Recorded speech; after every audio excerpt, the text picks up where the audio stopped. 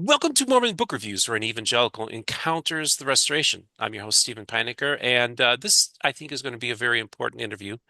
Over the course of the last couple of years, there's been this new thing called Zion Media that really burst on the scene. It kind of got on my radar screen when I was actually suffering from health issues, in which I had to put my channel on the back burner to recover and get healthy again. And by the way, thank you for all your prayers, thoughts, and prayers during that very difficult time. But while this was happening, there's this whole Zion Media thing that's coming out, and you got the whole, and of course they brought us Chief Mitiga, and of course we've been following the Chief Mitiga story and documenting that, and just following it, and it's just really interesting to see these various movements happening within the restoration. And folks, I have had this unique privilege to be able to talk to basically all the segments of the restoration, all the voices, all the different groups, and have connections, deep, deep connections in all these groups. And I will tell you one of the patterns that I see is that there is this anticipation that there's something big about to happen. Whether it's with the polygamous groups who build their temple in Missouri for the first time ever, fundamentalists have their own temple that's open to all fundamentalists and including even for, in some cases, for members of the Church of Christ of Latter-day Saints. We have the Denver Snuffer movement, who I consider to be a good friend. I think Denver Snuffer is a cool dude. I think he brings a lot to the table. We have the rise of the Bickertonites in the Church of Jesus Christ and their anticipation that a lot of things are happening and have had some spiritual experiences with those people. We have people in the Independence, Missouri, that I've had this opportunity to spend time with them in all the various restoration groups, speaking to uh, the Book of Mormon rallies that are put on by all these restoration groups. So there's something going on. And one of the people that also has a pulse on this is Shane Baldwin of Zion Media, who's agreed to come on the program today to do a comprehensive, no holds barred conversation about what's been going on with him, um, the excommunication that either has or will be happening of Shane. He's not sure, but it looks like it's likely to happen. And I've been made aware of this for a while. Shane, long introduction here, but welcome to the program this morning. Thank you, Stephen. I appreciate that's an honor to be on. So thank you for having me. And so it is 10:37 a.m. It's June 12th, 2026 while we're taping this. Not sure when I'm going to be releasing this, but it will be soon thereafter. And one of the things that we do here at MBR, and look, I've had people who've said, I'm unsubscribing from your channel, Steve, because you're platforming Shane. I'm like, you're missing the point.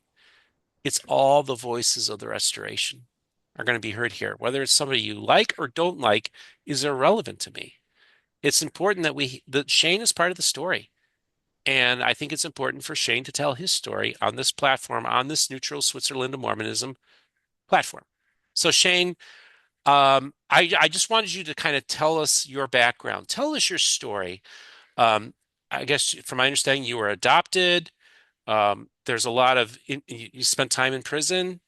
Yeah, Uh, yeah, while in prison, you were visited by this John figure.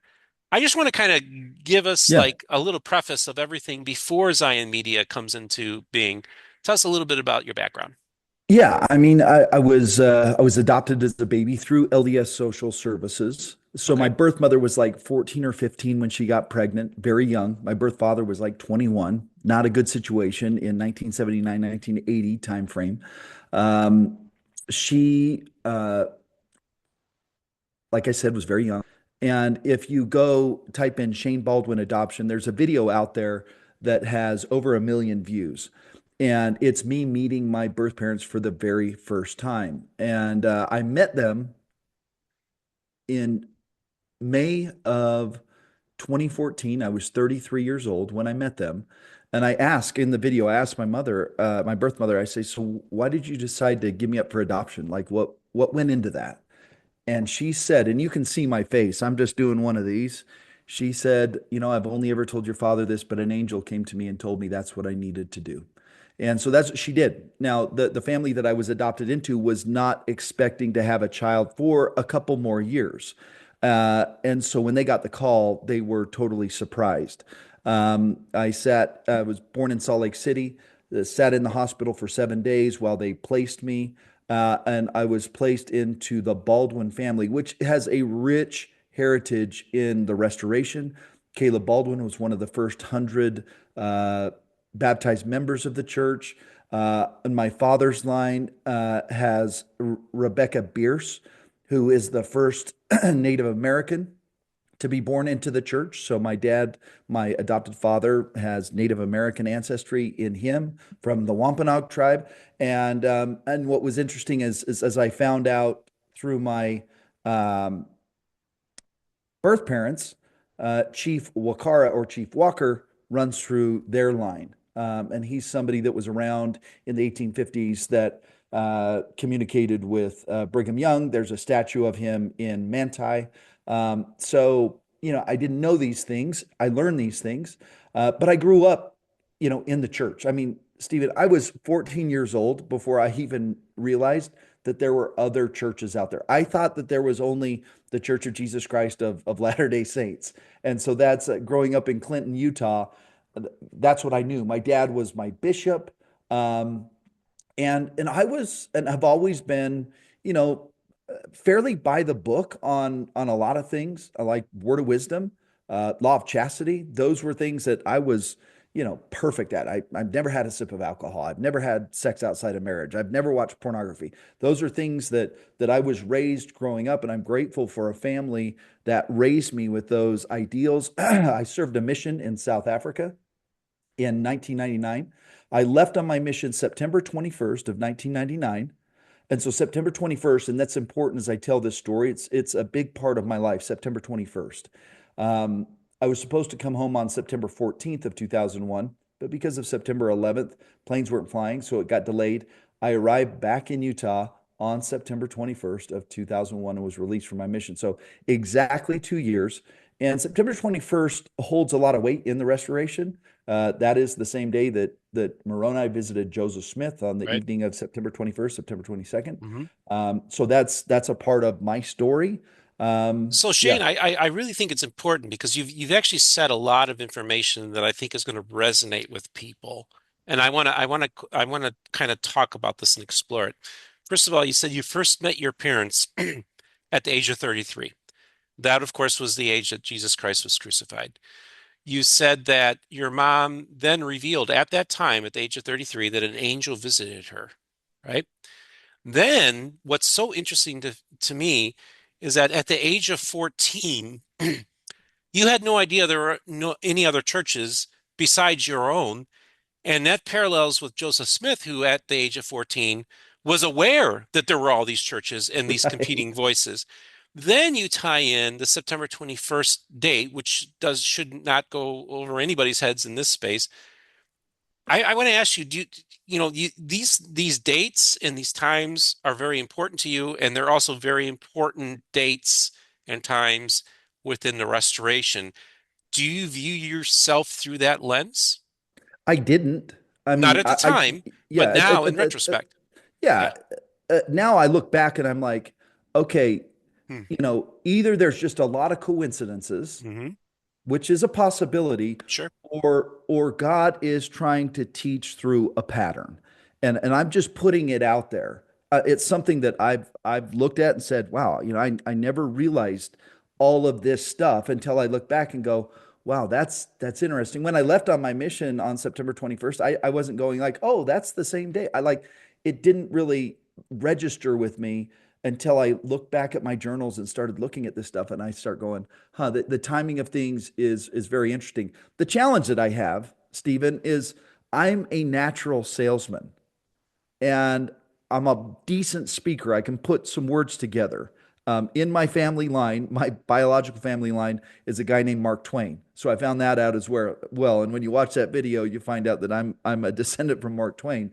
So maybe that's where I get this gift of being able to speak, as he was a really good speaker. It's interesting. He wasn't a huge fan of the Book of Mormon. He said it No. was Mormon print. So Chloroform kind in of print. interesting that I'm like, hey, I love the Book of Mormon. Maybe he through me is now like, hey, the Book of Mormon's not that bad after all. Interesting, interesting. So I wanted to ask you, And by the way, that video that when you met your parents and everything like that has over 1 million views. Can you send that to Mhm. me so I can put that Yeah, in the description? Okay. yeah, Because I think it's important that we document all this. So the question I have for you is all these dates, age 33, your mom telling you an angel visited her, 14 years old, September 21st. Are these all documented dates that people can yeah. actually verify?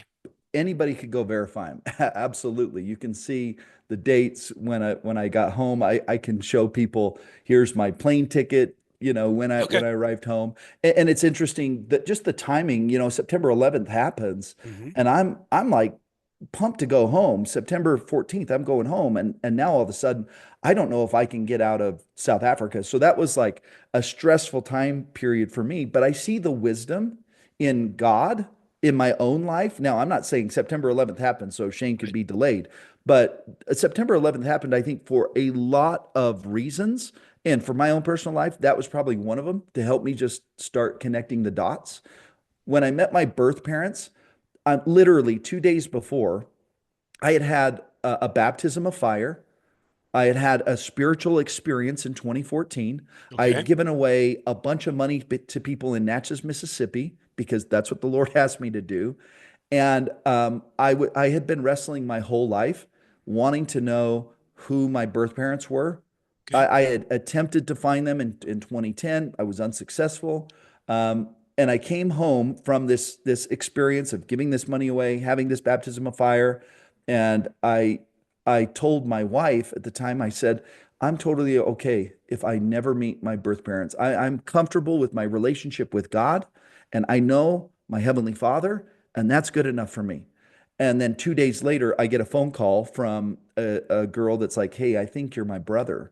And what happened is my birth parents, after they gave me up for adoption, ended up getting back together, getting married, and having 3 kids. Now, it's also not amiss to me that my sister, now, you remember there was Elijah, and then who came after Elijah? Elisha, Elisha. Hmm. My birth sister that was born after me, her name is Elisha. And these are things that you just go, what is going on here? But yeah, that's her name. And I asked my birth mother, why did you name her? They call her Elisha, but it's spelled Elisha, Elisha. She just said that name was coming to me, and I had to name her that name. So, Wow. but I have two sisters and a brother, full blood, that I was able to meet. And in that video, you can see that reunion take place. So you said 2 days before you received the baptism of fire. I want Mhm. you to explain to the audience as much as you're comfortable talking about, Yeah. because I know this is a sacred experience.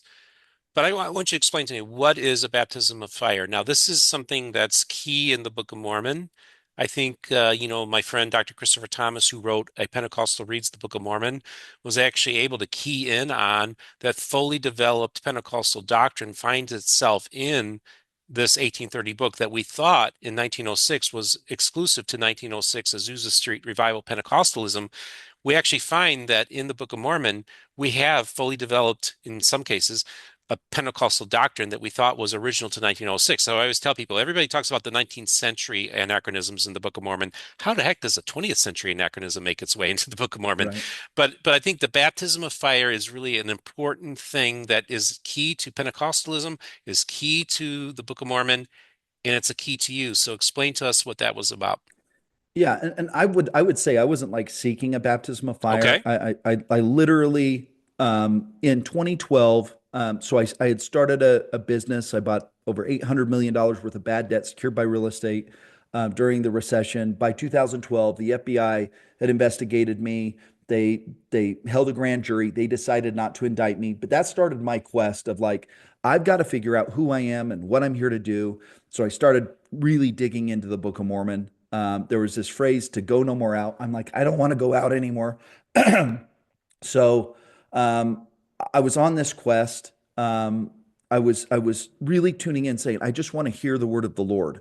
I was going to the temple often, and in the Mormon temples or in the Church of Jesus Christ of Latter-day Saint temples, you do these initiatories, and one of the blessings in the initiatory is that you can hear the word of the Lord. So I was seeking to hear the word of the Lord. I heard the word of the Lord by about 2014, and And I knew it was the word of the Lord because it was something I didn't want to do, but he wanted me to give away a substantial amount of money. And so I did that. I went out to Natchez, Mississippi. I found people that were in need, and I was having major spiritual experiences. I would knock on somebody's door and I would be like, "Your name's Pam, and you have a daughter that's sick, and you owe a bunch of medical bills. I'm here to pay that off." And she's like, "How did you know?" I'm like, "I don't know, the spirit." So the spirit was just like really working through me. And it was interesting at that time, I had a life coach. I don't tell the story very often, but I had a life coach. His name's Jarrett Grossman. He's a Jewish guy, not a Mormon guy, Jewish. And I said, "Hey, you got to come out to Natchez, Mississippi. I mean, literally, the spirit is doing something with me, and I need somebody to witness what is happening." So he came out to Natchez, Mississippi, and uh, I, I'm just going to tell you what happened. He watched what was happening. We get back to the Airbnb that we were staying at, and I'm laying on the bed and I'm exhausted. And remember, he's Jewish. He comes up to they've been looking for a certain person to show up. They leave an empty chair available for a certain person to show up. And he comes to me and he asks me, "Am I that person?"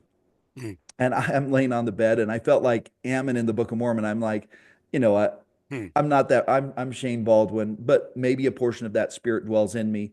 But you know, that's why when Lamoni asked Ammon, "Art thou the great spirit?" He's like, "Well, I'm not the great spirit, but a portion of that spirit dwells in me."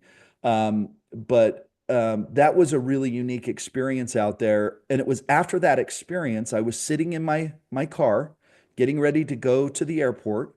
I was parked. I was in prayer, and I was just in gratitude to God that I could hear Him, that I was given these gifts to be able to help these people that were in need financially.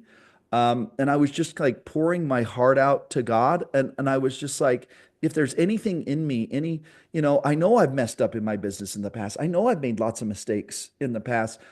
Just I don't want to carry these burdens and these sins. And I was having that kind of a prayer, and it was like, a rush just poured through my whole body. I got extremely emotional.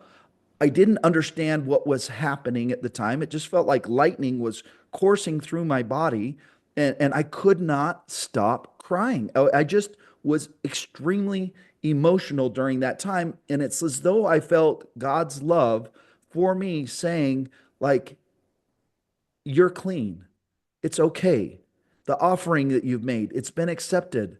And it just, I can't, it's even hard to describe. I just remember sitting in that car, kind of basking in what was happening. And I felt as though maybe if there was any dross in me, it was being purged out of me. And so that happens. I come home, I tell my wife about this experience that I had, and that I know that I know my Heavenly Father now. And I know I can hear his voice. And I'm okay with not knowing my birth parents. And so I have that experience. Literally, I tell my wife on Sunday, and on Tuesday is when I get this phone call about me being able to meet my birth parents. Now, in the video, it'll show the age 34. I'm not 34. I don't know why that's a typo. I was almost 34. I turned 34 August 21st of that year of 2014, but that video was recorded around May Okay. of 2014. So yeah, I was 33 years old. That I understood that was an important time. It's interesting that when I met my birth mother, now this is true. I meet my birth mother. She tells me about her father, who gets in an accident and dies at 33 years old. And I'm 33 when she's telling me this. And then she tells me the story of his father who gets in an accident and dies at 33 years old.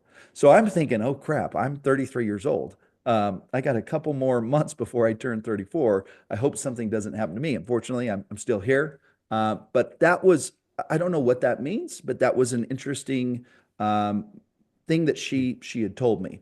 And it's also interesting if you're into the Oracle code, her Oracle code, she is a life path 33. My birth mother is. So just another thing that I'm chalking up to, like, okay, I'm just trying to understand the patterns here. But yeah, that was the first time, and I had other experiences like that baptism of fire experience. Mhm.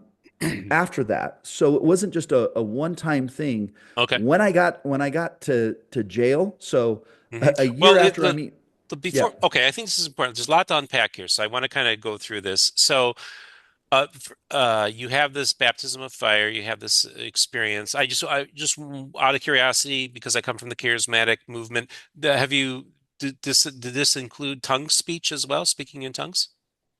it's interesting. Um, not in the moment in me, Hmm. um, but I could feel as though when I was able to perceive their thoughts and do that, like that was Yeah. maybe a gift of a Yeah. form of Uh-huh. tongues Hmm. where I can't describe how I was able to know certain things and speak certain things to certain people. And And so I would say that okay. that is a form of a gift of tongues. A gift of the yeah, that you're definitely how in your mind the Holy Ghost is operational in this process. So what I wanted to go back to, like, okay, Mississippi, why that community? What led you there? Okay. Yeah, it's And a good yeah, question. yeah, let's talk about that. So, um, it was a considerable amount of money that I was to give away. How much? Um, in all, when I look at the numbers, I had made $1 million on a deal. I had probably given away, I don't know, 800 grand. Okay, so gave out So it was, six figures, substantial amount of yeah, money. it was a significant amount of money. Um, and I I started in Utah, and I'm just like, man, the people in Utah, they have a lot of means. Yeah, they have everything So they want in Utah. yeah, Utah is a so upper middle class, a lot of people they have an abundance. So and yeah, of course Mississippi, it's not lost on the audience, is the poorest state often, and is usually ranked number 50, like they say in Alabama. Thank God for Mississippi. Is that they rank yeah, on almost all of the indexes as being really probably the most impoverished state in the United States. Was that part of it exa- too? yes, and so I'd done some research. I talked to a friend, and I literally took a map of Mississippi and I Okay. threw a dart. All right. And the dart landed. I didn't know what this place was. It landed in Natchez, Mississippi. If you go to Natchez, Mississippi today, and you go there and you start asking people, "Hey, have you heard of Sugar Shane?" That was my nickname out there. That's the name they gave me, is Sugar Shane. People would be like, "Oh yeah, I was feeding everybody in the town. I was doing lots of things, and I just love the people that are out there." When I would help somebody, I would always say, "I don't want you to tell anybody that I've helped you.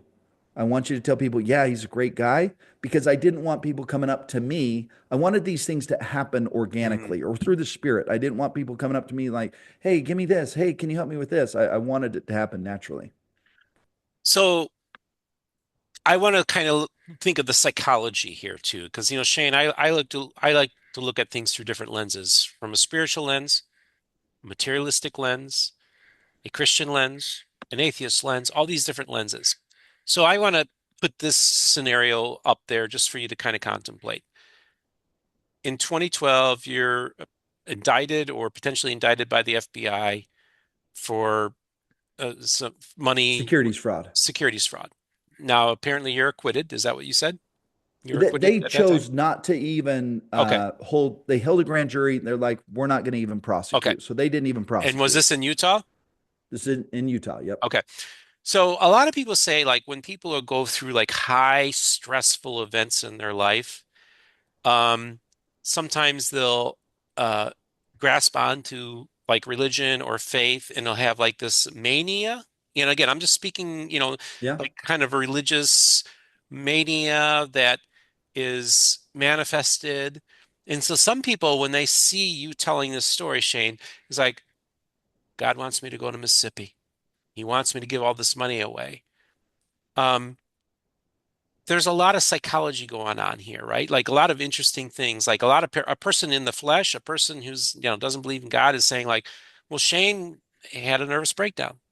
Yeah. And certainly, uh, uh, trust me, there are a lot of people that felt like at the time, yeah, he's given away that much money. He's moving to Mississippi. Like these are crazy things. Yeah. But I would say then, Lehigh was probably manic too. Here's Lehigh, wealthy guy, Mhm. and Lord tells him, pack up, Yep. move your stuff, go build a boat, and get out of Dodge. And so some people may look at it as mania, and if we're going to look at it as mania, then we need to look at the past prophets in the Book of Mormon or the Agree. Bible. Like Yep. here's Isaiah walking around naked for Yep. 3 years. Like Yep. he's probably manic, right? Hmm. So yeah, I mean, it is when you start hearing the word of the Lord and you start surrendering. I think a lot of people end up in the mental hospital Yes. in that process. That certainly is a thing. I think if we look at many of the prophets in the Bible, if we look at the desert fathers, if we look at the saints throughout history, we would look at it now in a 21st century lens as these people were manic, they were mentally unstable people. And I think like yeah, there's a lot of crazy stories about people who've had encounters with the divine, and there is that like that with that line of madness and you know True. having a divine experience. And so you acknowledge that. I think it's important. I want to ask you, have you ever been diagnosed with any kind of mental condition at all? Have you been to a psychiatrist and been diagnosed with anything? Yeah, it's really interesting. I've gone through this process, even for myself. I'm like, I mean, I don't know what's happening Hmm. to me, and so they would say, "Well, it sounds like you don't have bipolar because I don't have the depression. I don't like that doesn't even exist in my life. Hmm. I'm a very positive person, and so they haven't been able to stick their finger on it. I can tell you this: there were times that I wondered, am I okay? Hmm. Like, am I, are these things really happening to me? And I was questioning my own sanity in all of that. And so in jail, we can get to this story. Um, I decided to see a mental person in there because I thought maybe I'm losing it here. They didn't know what to necessarily diagnose me with. Um, they put me on some medication and it made me turn into like a zombie. I didn't like it, so I got off of that medication. I haven't been on that medication throughout prison. I didn't take that medication. Um, and when I got out of prison, I went and saw a psychologist. I did a full on psychology thing, and he didn't find anything to diagnose me with. Told me I didn't have to take medication, and I saw him in 2020 at the McCady Hospital. So Was this you know, psychologist a Latter-day Saint? I don't know. Okay. I'm not certain. It was just Dr. Sanderson guy that I went and saw to just I wanted to make sure that I was okay, Hmm. especially getting out of prison. I'm aware that there are mental health conditions, and you know, I'm Well, not one that's I want to actually talk about this, Shane, the prison time.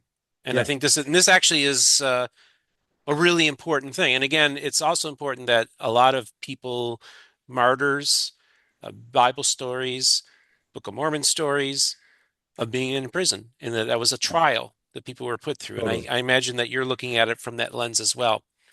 And of course, this is where you have your experience with an individual named John, which we will get into. But I want to know what were the events that led to you being put into prison in the first place? Yeah. So I go through that Natchez experience, and that's I meet my birth parents, um, and I can hear clearly the word of the Lord giving me instruction, and the scriptures at that time were really kind of opening up to me.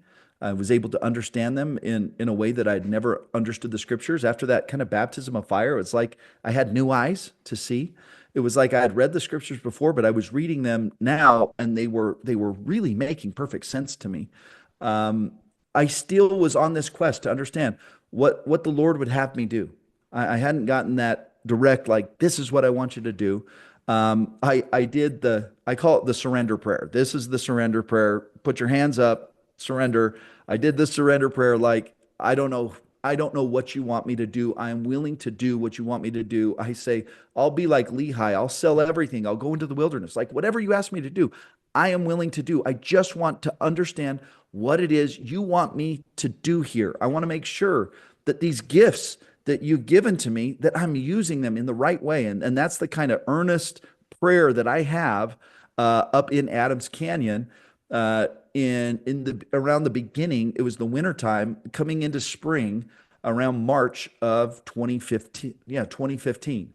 Um, and after that surrender prayer, a month later, I was arrested by the state of Utah. This time, they picked up the charges the FBI had dropped. So it's the same charges that the FBI were that had they had dropped those Okay, so charges. just real quick before we get into the charges, I think it's important that we discuss this. You're in Adams Canyon and it's March, which many people believe is around the time that Joseph Smith had his first vision. Have you ever Oh, made that interesting. connection? Okay. I have not. So I could be wrong on that, but I believe that I've heard that some people have done some studies and think that the first vision happened in March. So just another interesting data point.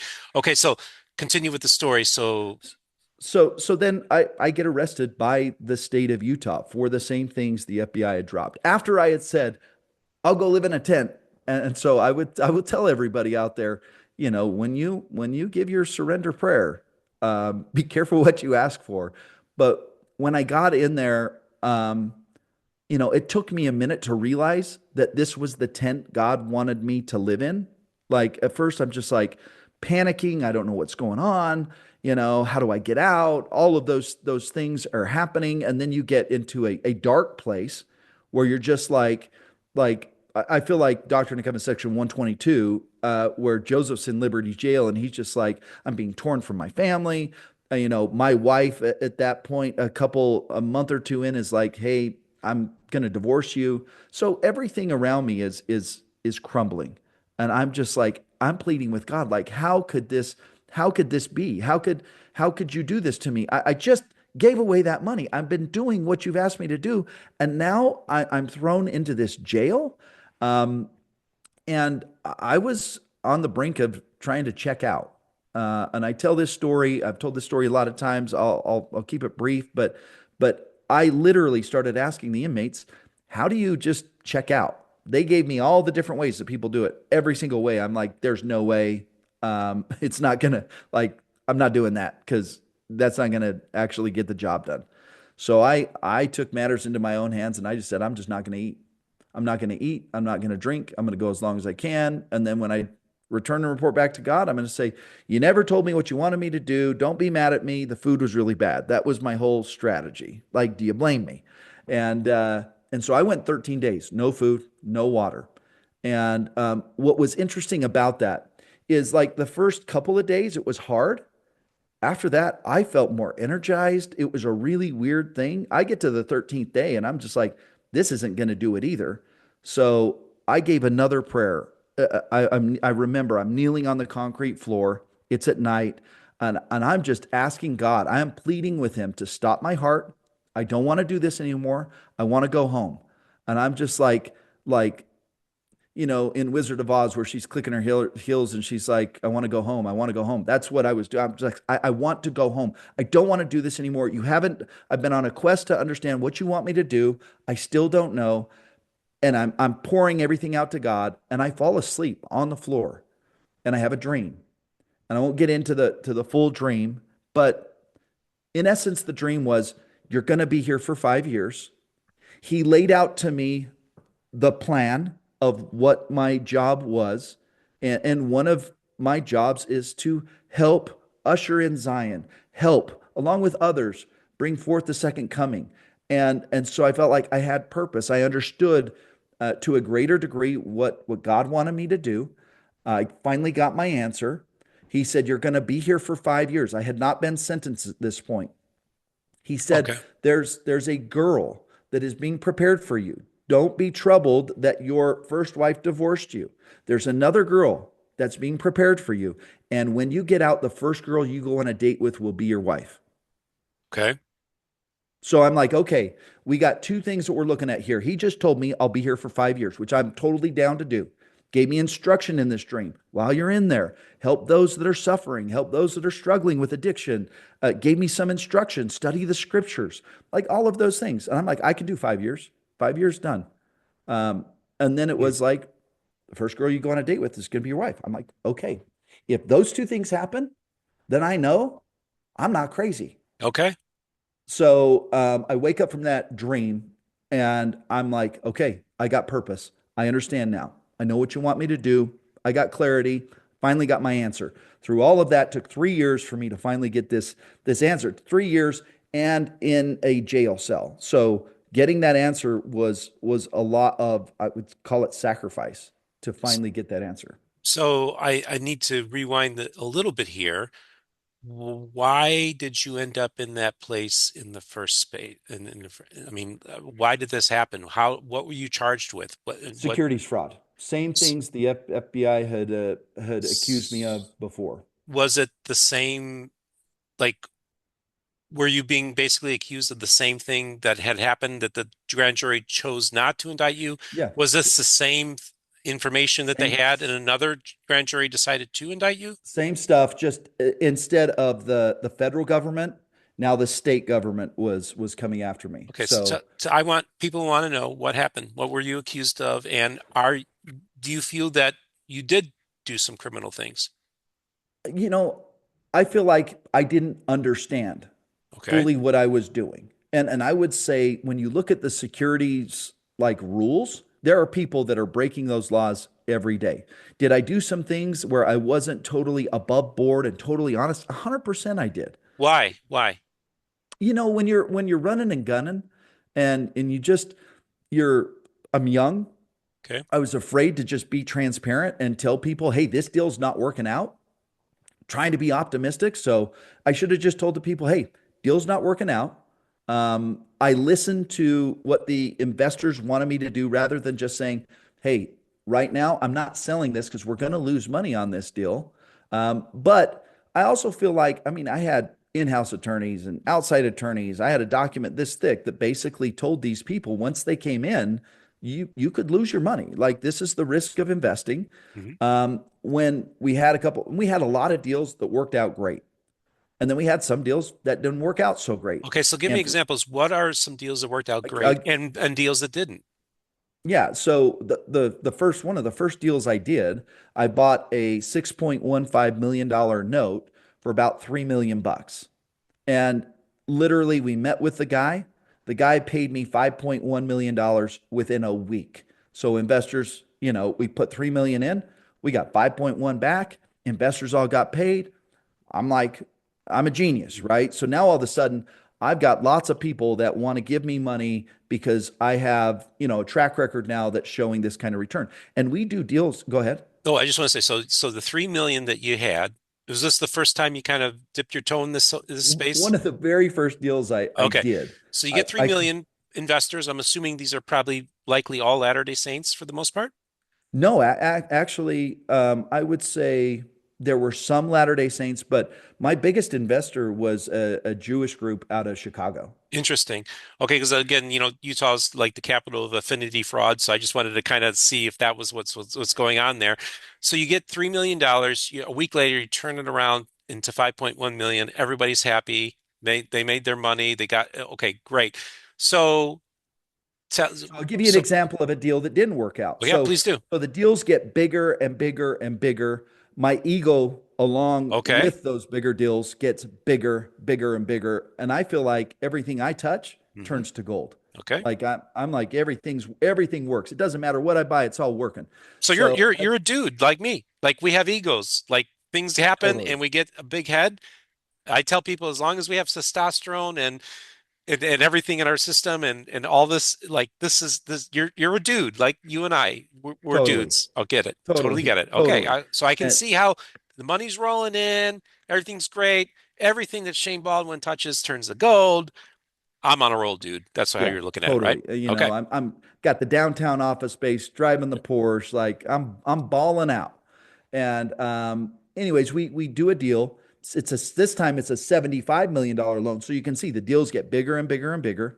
$75 million loan. It's a hotel or condotel in Steamboat Springs, Colorado, called Trailhead Lodge. I pay 25 million for that. And I go out, I put $2 million down that's non-refundable, and I got 72 hours to go collect the rest of the money. I go collect the rest of the money. Like I said, my biggest investor ended up being this Jewish group out of Chicago, and they would fund 60% of all of my deals. Like, didn't matter what I did, they're coming in 60%. Now, they were the first money in, they're also the first money out. So whenever we sold something, they got paid first.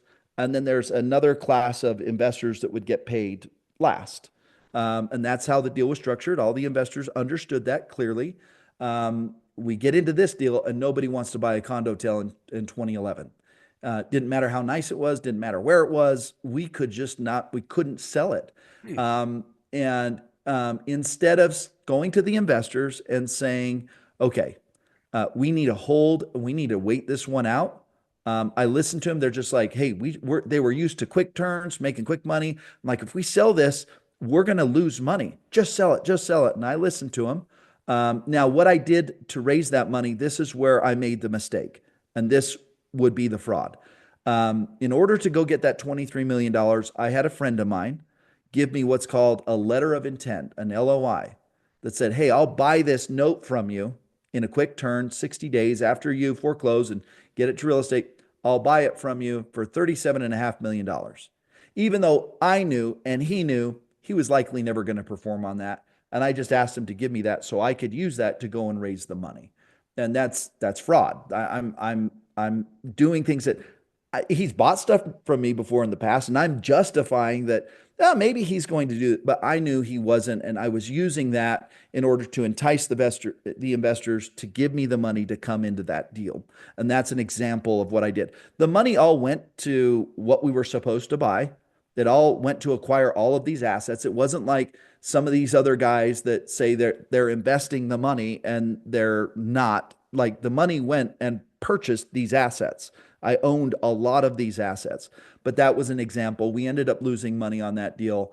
And that was one of the deals that they really pressed hard on. And the reason why the FBI didn't come after me is because I had this thing called a PPM that said it didn't matter what email, it didn't matter what I said, whatever's in this document, this is the law. And I could have used that PPM, and my attorney, even after I had that dream, while I was fighting my case, he's like, Shane, like you can win this. You can absolutely, based on your documentations, you could win this. And I said, I had a dream. I know this sounds crazy. I'm going to be here for 5 years. He's like, you're not going to be there for 5 years.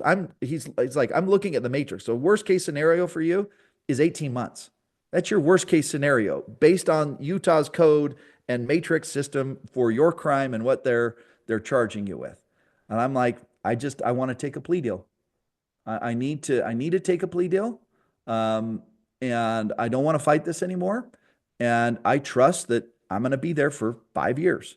That was even to my attorney's dismay. He was like, okay, if that's what you want to do. So we began the process at that point of starting to negotiate some kind of a plea arrangement because I'm not going to sit here and say, oh, I was wrongly accused. And no, I made some mistakes in business, 100%. I embellished. I did things, I said things that I shouldn't have said, um, and and that was the reality, and I accepted that. Okay, I want to know more. You keep on referring to this Jewish group in Chicago. Now, I'm a Chicago guy myself. Can you elaborate when you say Jewish group in Chicago? What group are you talking about? They're called the Bixby. It's a Bixby fund. Okay. It's a very wealthy family. Last name's Cohen, Okay. and they were in this business, and I had made contact with them, and yeah, How did you get in touch with they them? How does this happen? Like some Utah guy gets in so touch with this Jewish, yeah prominent so Jewish so family in Chicago. I was being asked to speak in New York at conferences about this debt space that I was in and acquiring debt. My background, I used to work for Merrill Lynch prior to that. So I had an investment background. And so when you go to these conferences, you just start meeting lots Okay. of people. And so, most of my investors were not Utah guys. What's interesting is Mm. it's the Utah guys who had the problems. It Mm. wasn't the people that were the non LDS guys understood and they're like, hey, we lost money. It is what it is. Now, the group out of Chicago, because they were always the first money out, they always made money.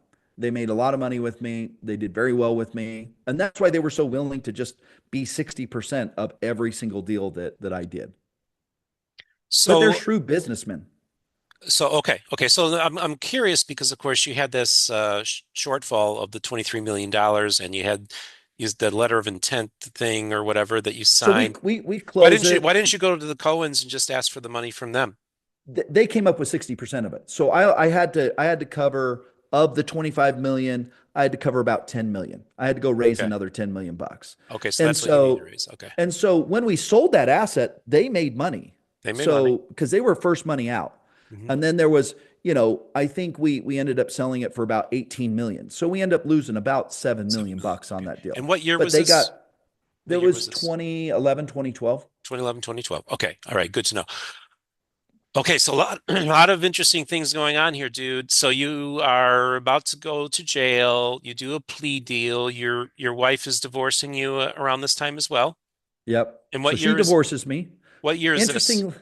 What year is this? 2015. 2015? Interestingly enough, the divorce is final on 9/11/2015. Of And course. and Yeah. I'm just like, of course it's going to come on that day. Right. And so that's when the divorce is final. I had a dream prior to that though. And so I had an understanding of everything that was going on. And I believe that, okay, I'm going to be here for 5 years.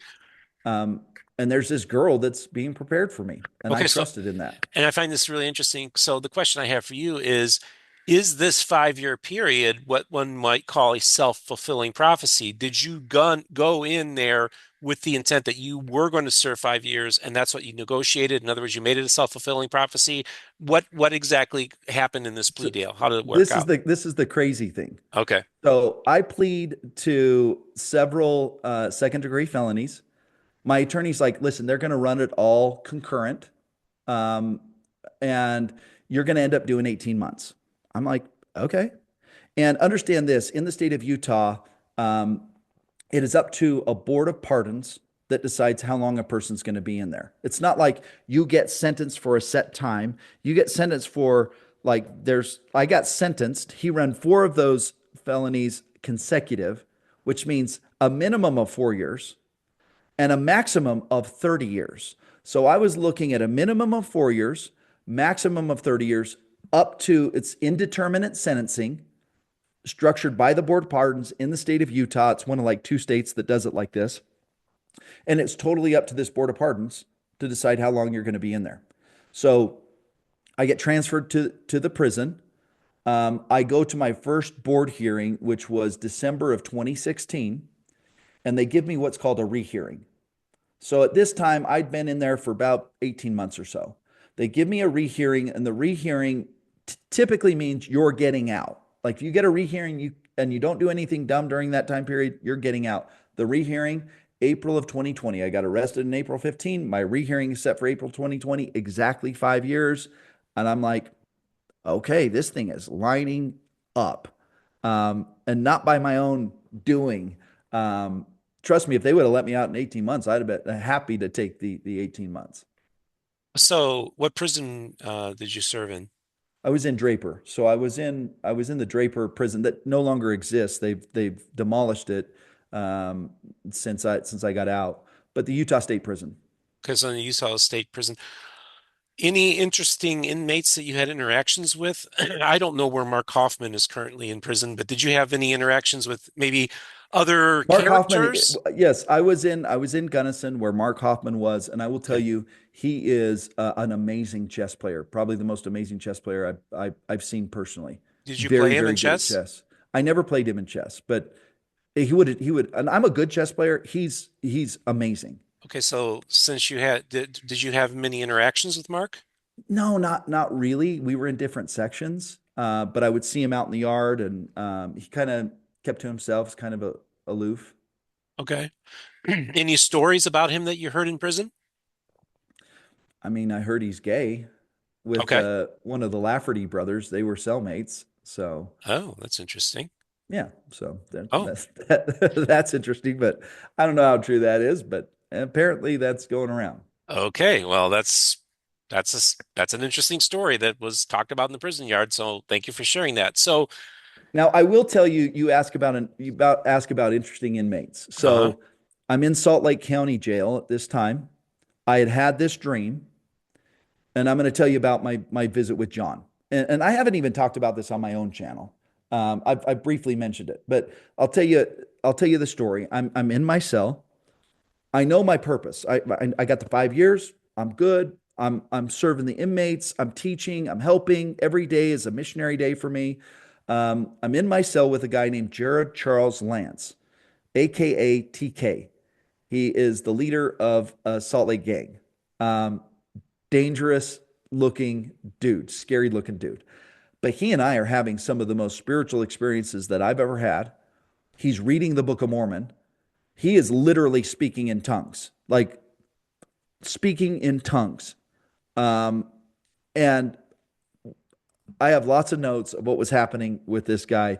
He would then a variety of things would happen. He would tell me about our premortal existence, lots of things. Wake up in the morning, not remember any of it. And he would speak like he spoke like a gangster, but when he would tell me in English about these things and he would put these words in, like tongues words in, as he was talking to me, he wouldn't remember a single thing. And when he would speak to me, it was like the most eloquent English I've ever heard. That was going on with this guy. And it was so fascinating. But on November 1st of 2015, we're in our cell. Prior to that, he and I are literally hearing trumpets. And there were some people in the unit that could hear him. Not everybody could hear him. We were literally hearing like a horn being blown. I'm not kidding. And it was a wild time. But on November 1st, I'm in my cell with him, and I get a gentleman walks up to my cell doors. It's plexiglass, so it's not like the bars. It's plexiglass. A guy dressed in a black shirt, black slacks, black shoes, probably like 5'11", 6 foot, good looking guy.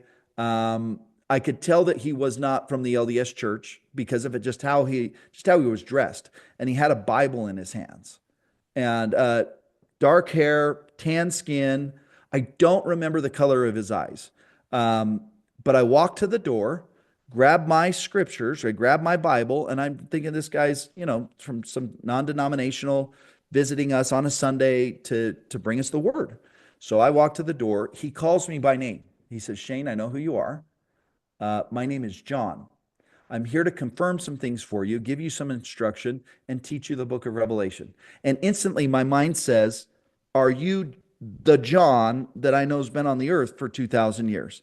And he says back to my mind, I am that guy. And I'm like, okay. So he proceeds to tell me, just so you know, you are going to be here for 5 years, which was a dream I had. I'm like, this guy doesn't know that dream. And then he says the same thing. There's a girl being prepared for you. The first girl you go on a date with, once you get out, that's your wife, and she's going to assist you in your mission. Now, I want to be real clear. This is really interesting stuff, dude. Is this John the Beloved or John the Revelator that you were talking to? John the Beloved, the John that was on the Isle of Patmos. And I think the Beloved and the Revelator, I don't know if they're the same guy, but whoever the guy was that was on the Isle of Patmos, that's who was here. The same guy that asked the Savior, hey, I want to tarry on the earth, that guy. Okay, so you're basically saying in your mind, John the Beloved and John the Revelator are the same person. I think they are, Okay. but I could be So wrong. I mean, so he says his name is John, and immediately for you, you're already tying him in with a biblical character. Um, that's wild, dude. Like no, like it is wild. But here's the thing.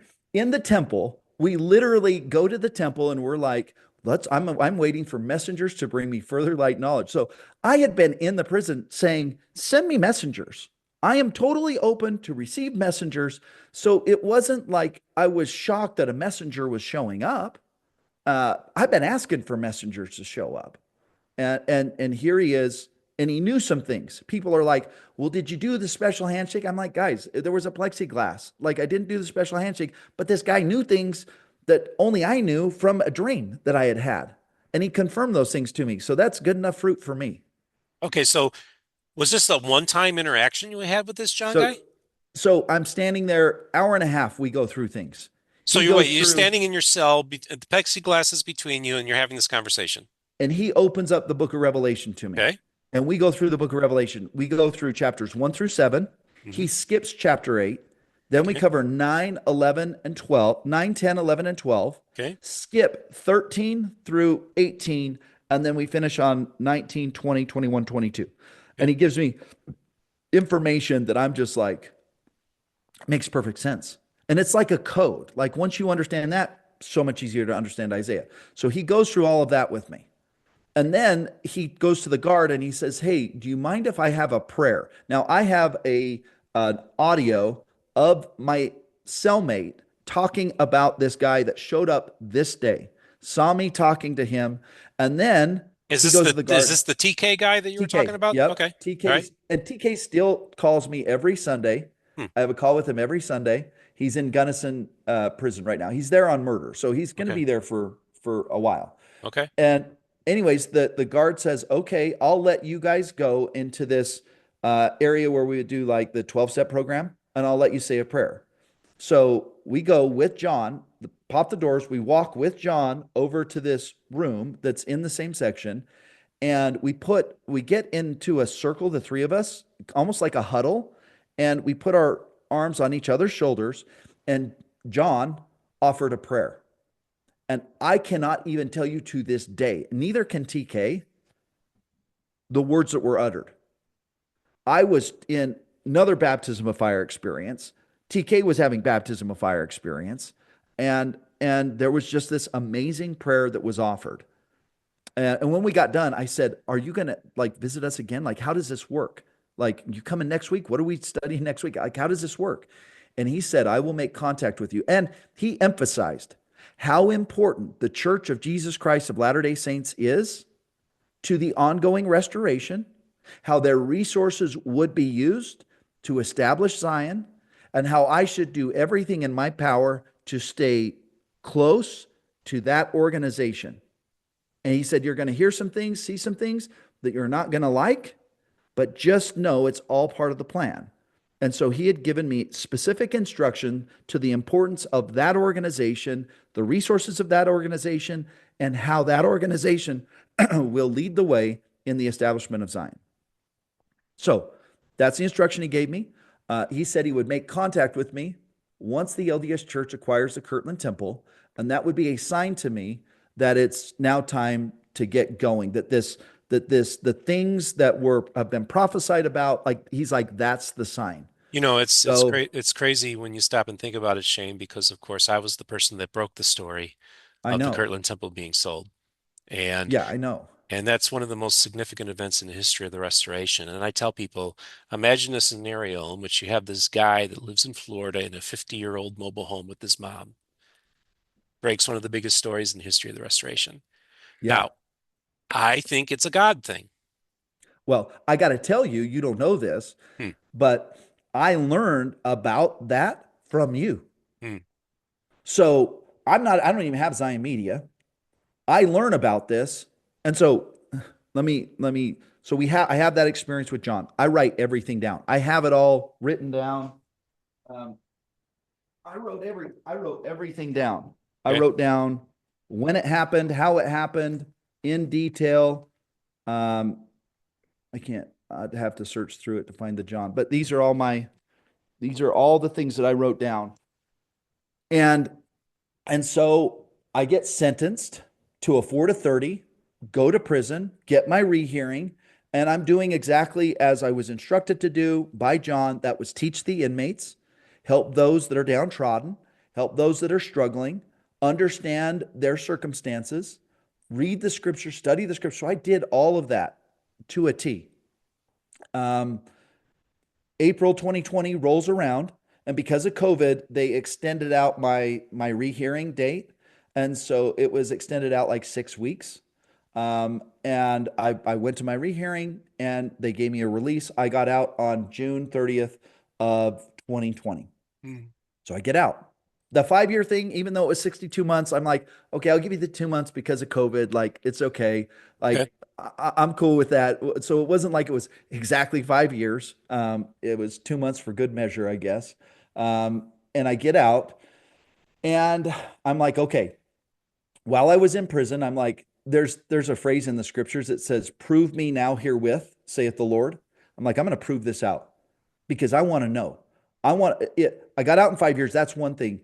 But if the first girl I go on a date with ends up being my wife while I have no job and I just got out of prison, so I made a list of what Okay. this girl needed to be like. Hmm. I'm like, okay, here's the deal. She has to have served a mission.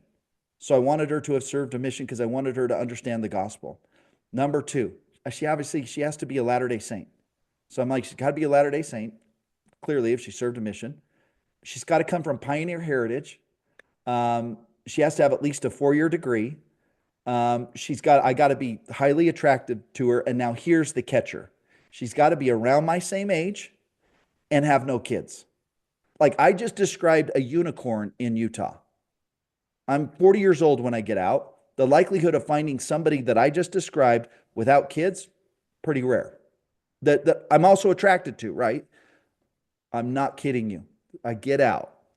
I can't get on my Facebook account. I can't remember my password. So it's like set up a new Facebook account. So I set up a new Facebook account. Um, and I start inviting my friends. One of the guys that I invite is a guy named John Adams. He and we were brother-in-laws. He inherited my family's business. I brought him into my family's business. He inherited my family's business at Merrill Lynch. And John and I had married sisters. My wife divorced me, and John's wife died while I was in prison. Well, when I invited John to be my friend, it said, and here's a list of other people that are associated with John that you should invite as a friend. And one of them was his sister, Angie. I'm like, wow, she is beautiful. Bank, be my friend. And she's not married. And I'm looking at things. I'm like, it doesn't appear that she has any children. So I send her a message like on Messenger. I'm like, hey, my name's Shane Baldwin. You probably heard of me through your brother. Just got out of prison and I want to take you on a date. Like I'm like not holding back anything. She messages me right back. I'm like, holy cow. And then we exchange numbers. And then that night, she agrees to go on a date with me. That's a Tuesday. She agrees to go on a date with me on Friday because I don't even have my driver's license because I have to get my social security card so I can go get my license renewed. So I'm like, yeah, I'll take you on a date Friday because I knew I'd get my license by then. Well, she accidentally FaceTimes me that night. We had this beautiful conversation for like 2 hours. The next day, she calls me and she's like, hey, you had mentioned you want to go like on a hike. Do you want to go on a hike? And it's like the middle of COVID too. So I'm like, okay, here's the deal. I don't have a car. I live with my parents. I just got out of prison. I don't have a job. But if you want to come and get me and go on a hike, totally down. And she's like, sure. So she comes over. We go on a hike. We hit it off. The next day, which was a Thursday, she calls me again. Hey, do you want to hang out again? I'm like, yeah, come over to my parents' house. And we talk well into the night. I tell her all about this experience that I had with John, and she doesn't even flinch. She's like, okay. I'm like, she's not scared by this or anything. And I Hmm. just dump a lot of things on her. Yeah. The next day, we go on our proper date. I take her on a date. We walk around Temple Square. Um, and that night, I'm like, okay, I'm going to kiss a girl. It's been a long time since I've kissed a girl. I've been in prison. I'm going to kiss her. So we go to her parents' farm, and I lean over to kiss her. And as I'm kissing her, all of a sudden, she starts crying. Hmm. And I'm like, oh my gosh, am I that bad? Like, is this bad? And and I'm like, are you okay? Are you okay? She says, this is exactly what I've been waiting for. And the spirit just kind of rushed over her. She couldn't stop crying.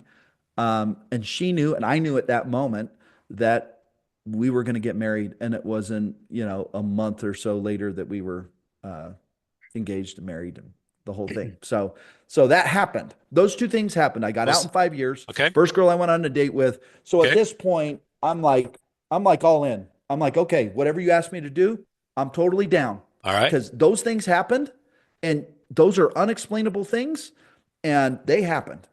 And so I waited. Uh, when I saw your program on March 5th, 2024, I'll never forget it. Wow. I was like, okay, there's the sign. Hmm. Now I'm like, how's John? When's he going to show up? He's just going to come to my door. Like, how does this work? So we waited. I told my wife, hey, if anybody comes to the door, just let me know. I have him come in. On March 10th, I got an email from John. Included in that email was an attachment. In that attachment were several records. And one of those records was the Nemenhah record. Okay. Another record, Book of Melchizedek is in there. There's a book called the Book of Zedek. Hmm. There's a book called the Book of Shul. There's more writings of Moroni. There's the record of Joseph. There's a lot of stuff in there. There's a dissertation in there that talks about possession, talks about what creates same-sex attraction, what creates gender dysmorphia, like a dissertation of what creates that. Right. And so just some very interesting things in this file that he sent me. Now, I had already told my stake president the experiences that I had. Hmm. I said, listen, I don't talk about these things publicly. I did not have Zion Media at the time. And I had been on a couple different LDS podcasts just talking about my book and my story.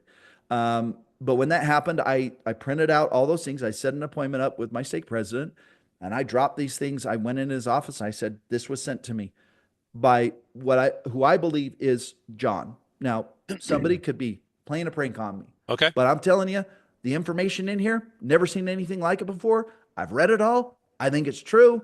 What do you want me to do with it?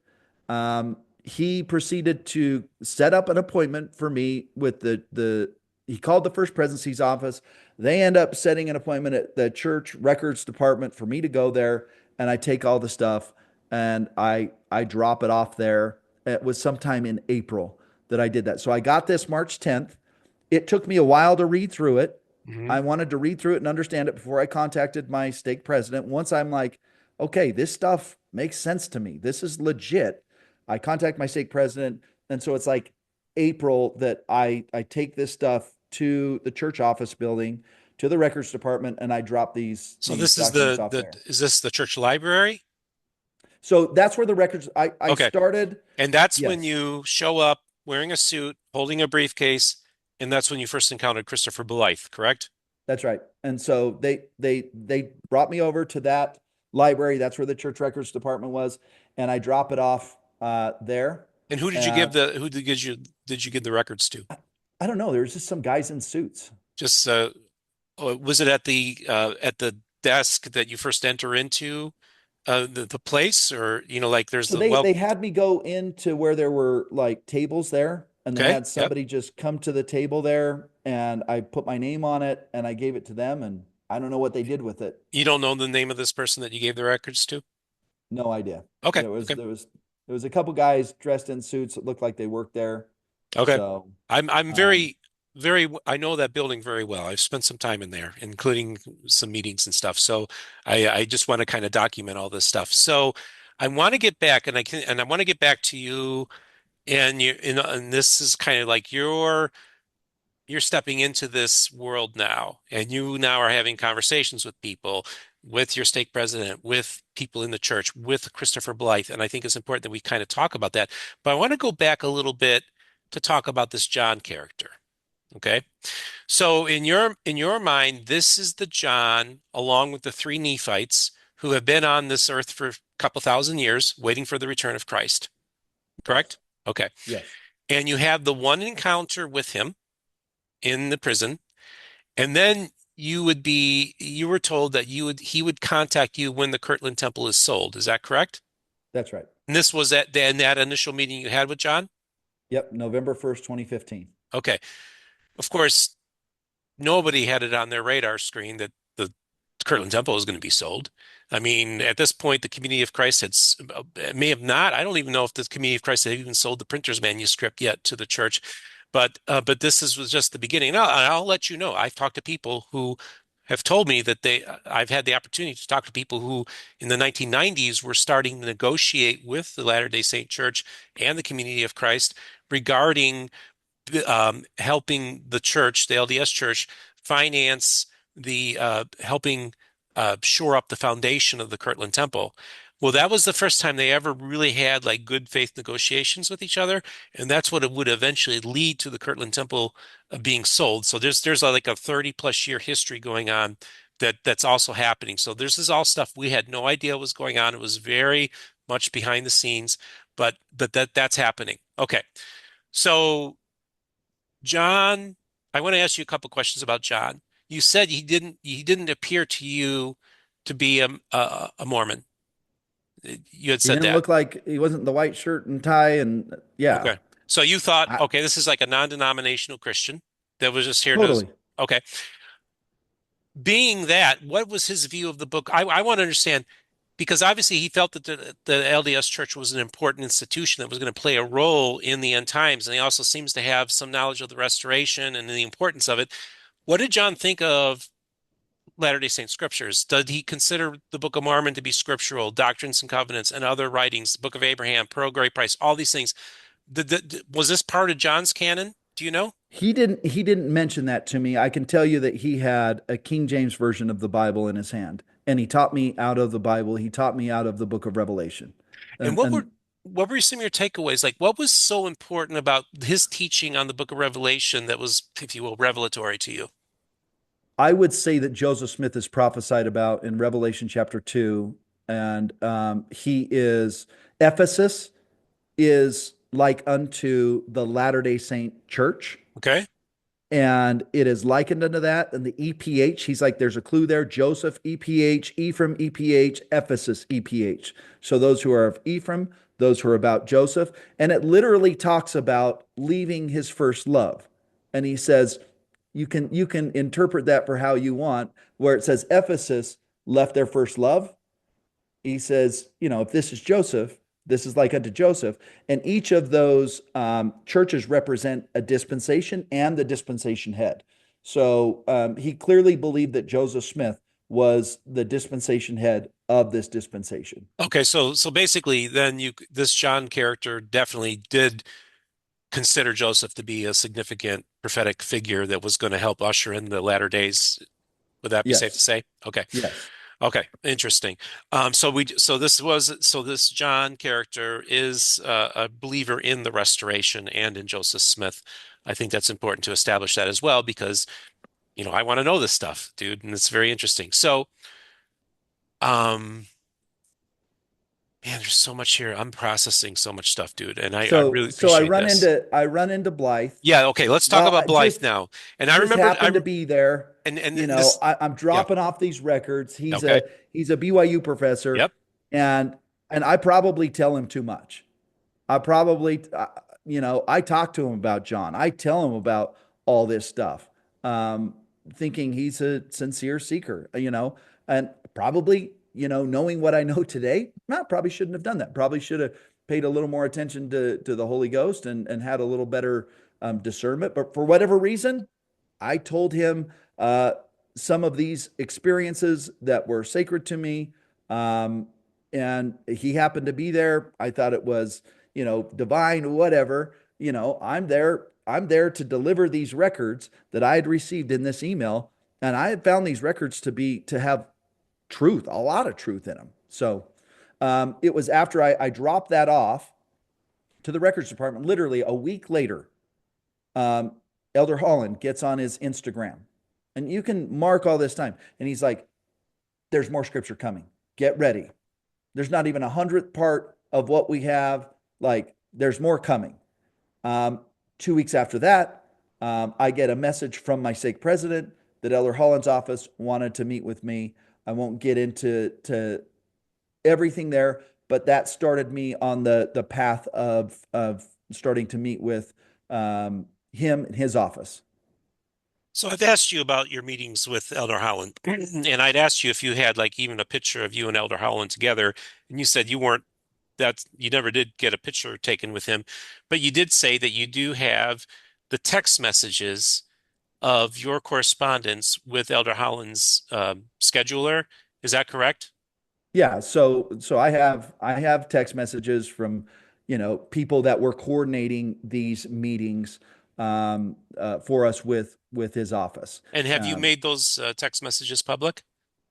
I haven't. I mean, I can send you one of them so Okay. you can see that And if it's I know you've sent me things. I haven't released anything publicly that you've sent me, but would it be okay with you if I were yeah, to, if we redacted some stuff that I could actually yeah. post some of that on there? I don't mind. I don't Okay. mind. I'm just telling you. So all of this is happening, and the instruction that I then receive, and then correspondence opens up with John, with myself. I send an email back to him. I don't get a response. I send another email, and I just say to him, "Hey, um, will you just email my wife so she knows?"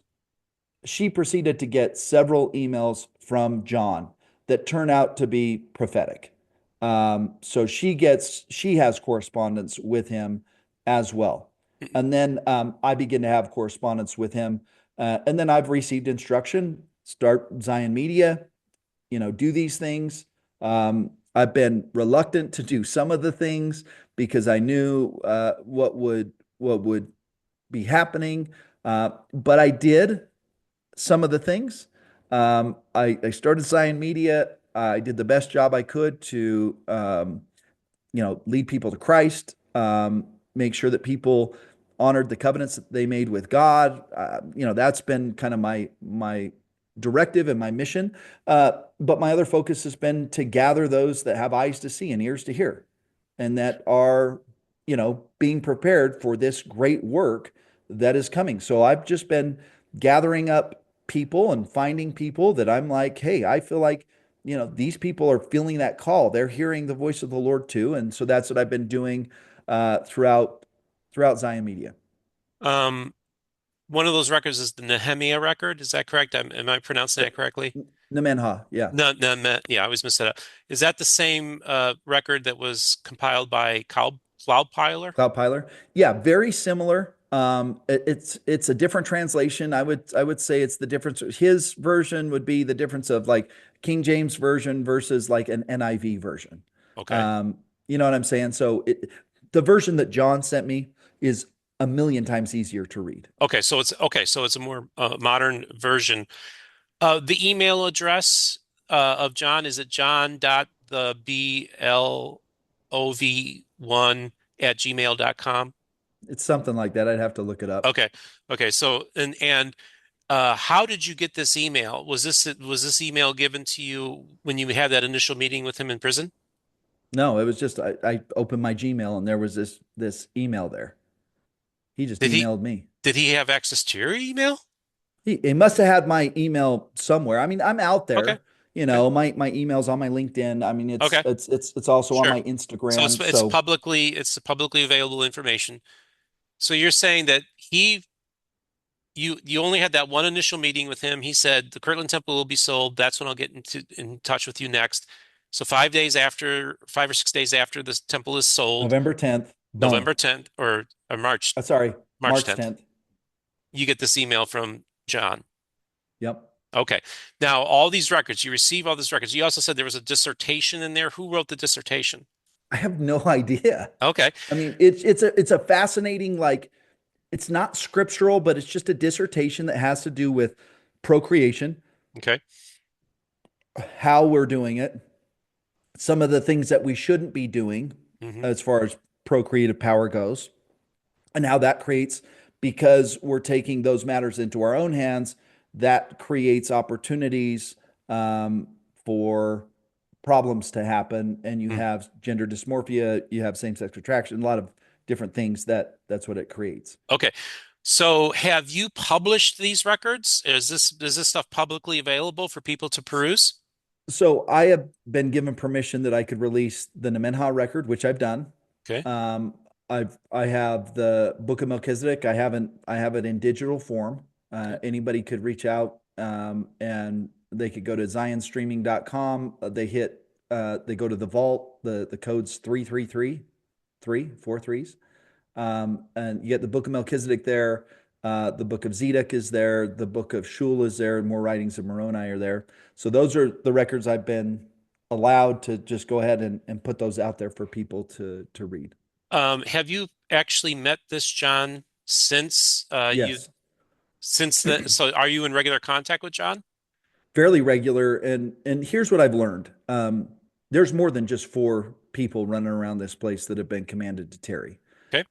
There are several groups set up. I've been introduced to a group called the Light System, and they have also been commanded to tarry. They've been here for a very long time, but they are mostly focused on the tribe of Judah. Okay. So the the group that I met with John, they are mostly focused on the tribe of Ephraim. But these are groups, these are people you wouldn't know that they were part of this group. You would just think they're regular guys. They look like they just have regular jobs. In Doctrine and Covenants section 101, verse 55, it literally talks about these people that have been commanded to tarry. So there is a group of people out there. Some people call them the white hats. Like if you're in the conspiracy world, they'll call them the white hats. Mhm. And they're battling the deep state, if you will, and they are preparing something that's pretty magnificent. Um, and my understanding is they're in negotiations with the Church of Jesus Christ of Latter-day Saints Negotiations for what? for a regulation for keys to exchange hands, because while John certainly holds keys, Hmm. the physical keys are held by one person in the Church of Jesus Christ of Latter-day Saints. As of 2019, all rights and powers and privileges as it pertains to the corporation are held by one individual, and that is the prophet of the church. So right now, Dallin H. Oaks holds those particular keys. When you say Um, physical keys, he those are has, physical keys. and Yeah, we how do can you get know into. that? How was that revealed Um, to you? yeah, there's documentation out there that when President Nelson was in there, he made sure and consolidated everything so it all rests on one individual. There used to be committees and other people involved that had to make those decisions, but literally every decision can be made by that one person. So that one person could transfer title to everything to somebody else. My understanding is that John and his team are in a negotiation to have a transfer take place, and there is a great regulation that is going to take place inside of the Church of Jesus Christ of Latter Day Saints, and I'm telling you, those energetic saints, saints that think all is well in Zion, um, they're going to be hit with some things, and the traditions that they're used to are going to be flipped on their heads. You are going to see a church that will transform and be way more evangelical in their nature and in their worship than they are right now. You're going to see that happen. So I'm telling you, I know what's coming. And there's going to be a lot of people that are going to think, oh, the church has done this and da da da da da. But that is going to happen. And these people have some leverage, and they have some things that they know that they're using in order to have this transition take place.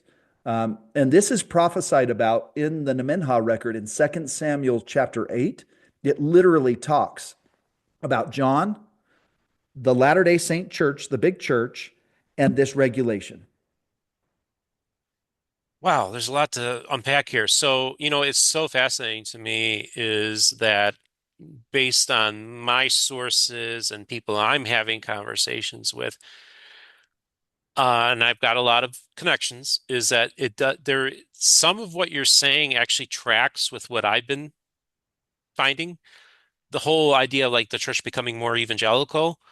Um, I've been seeing that. And what's so interesting is when you consider over the course of the last few years, the entrance of myself into this space, Pastor Jeff into this space, Kyle Bashirs, who's been commissioned to write various books by evangelical publishers about Mormonism. Um, I wouldn't be surprised if Pastor Jeff's is in contact with the same people I'm in contact with. I would not. oh, I don't know, but okay, hold on it one wouldn't second. surprise You me. just broke up for a second. You said right before you broke up. Oh, this is on my end apparently. I'm sorry. Can you hear and see me? Yeah, I can hear Okay. you. Yeah. So I want to so I want you to repeat. You saying you think that Yeah. Pastor Jeff is in touch with the same people as It you are? it wouldn't surprise Wouldn't me surprise you. that Pastor Jeffs is in contact with John and his team, and he's doing what he's doing based on being commissioned by them. It wouldn't surprise me in the least bit. Hmm. It wouldn't surprise me in the least bit if they end up coming to you and sitting down with you. That wouldn't surprise me in the least bit. So I wanted to ask you too, this John person will he ever come on Zion Media? Will you ever have him on and interview him? I mean, I'd love to have it. I don't know that he will. I have no idea. Um, he is Does heavily involved in what's going on in the government in the United States. Heavily involved. He is heavily involved with the president. Heavily involved. He's heavily involved with Pete Hegseth. Heavily involved. So this is bigger than just the institution of the Church of Jesus Christ of Latter-day Saints. This is this is the biggest thing that's going to happen to this planet. But the Church of Jesus Christ of Latter-day Saints has the birthright of Ephraim, and they have a certain charge and a certain commission, and they are prepared to deliver truth. And some of the truth that they think they have, it's going to be flipped on its head. And they're the goal is what the Book of Mormon describes. There are two churches: Right. the Church of God, the Church of the Lamb, and the Church of the Devil. Hmm. And we got to all somehow figure out how to come together in Christ. And a guy like John, I think, is a guy that we could all kind of rally around and say, okay, this guy's been around for a couple thousand years. Some people know him as the Count of Saint Germain. So if Hmm. you're curious and you want to do like a deep dive, go look at the Count of Saint Germain. And that's Have okay, Count of Saint Germain. Have you had any correspondence or understanding of Elizabeth Clare Prophet and her claims of dealing with him? no, I don't even know who that is. Okay, yeah, that's something we could talk about. That's a interesting group. She's since passed away, but she claimed to have also been in contact with him as So well. he told me when he visited me, he said, just so you know, when you get out, just Google the Count of Saint Germain and you can Uh, understand a little bit of my travels. He was there at the signing of the Declaration of Independence. okay, So he's been around. Whether he'll come on Zion Media, I don't know. But I do know he drives a black Ferrari okay. because I've met him and that's the car he drives. At least that's the car he drove then.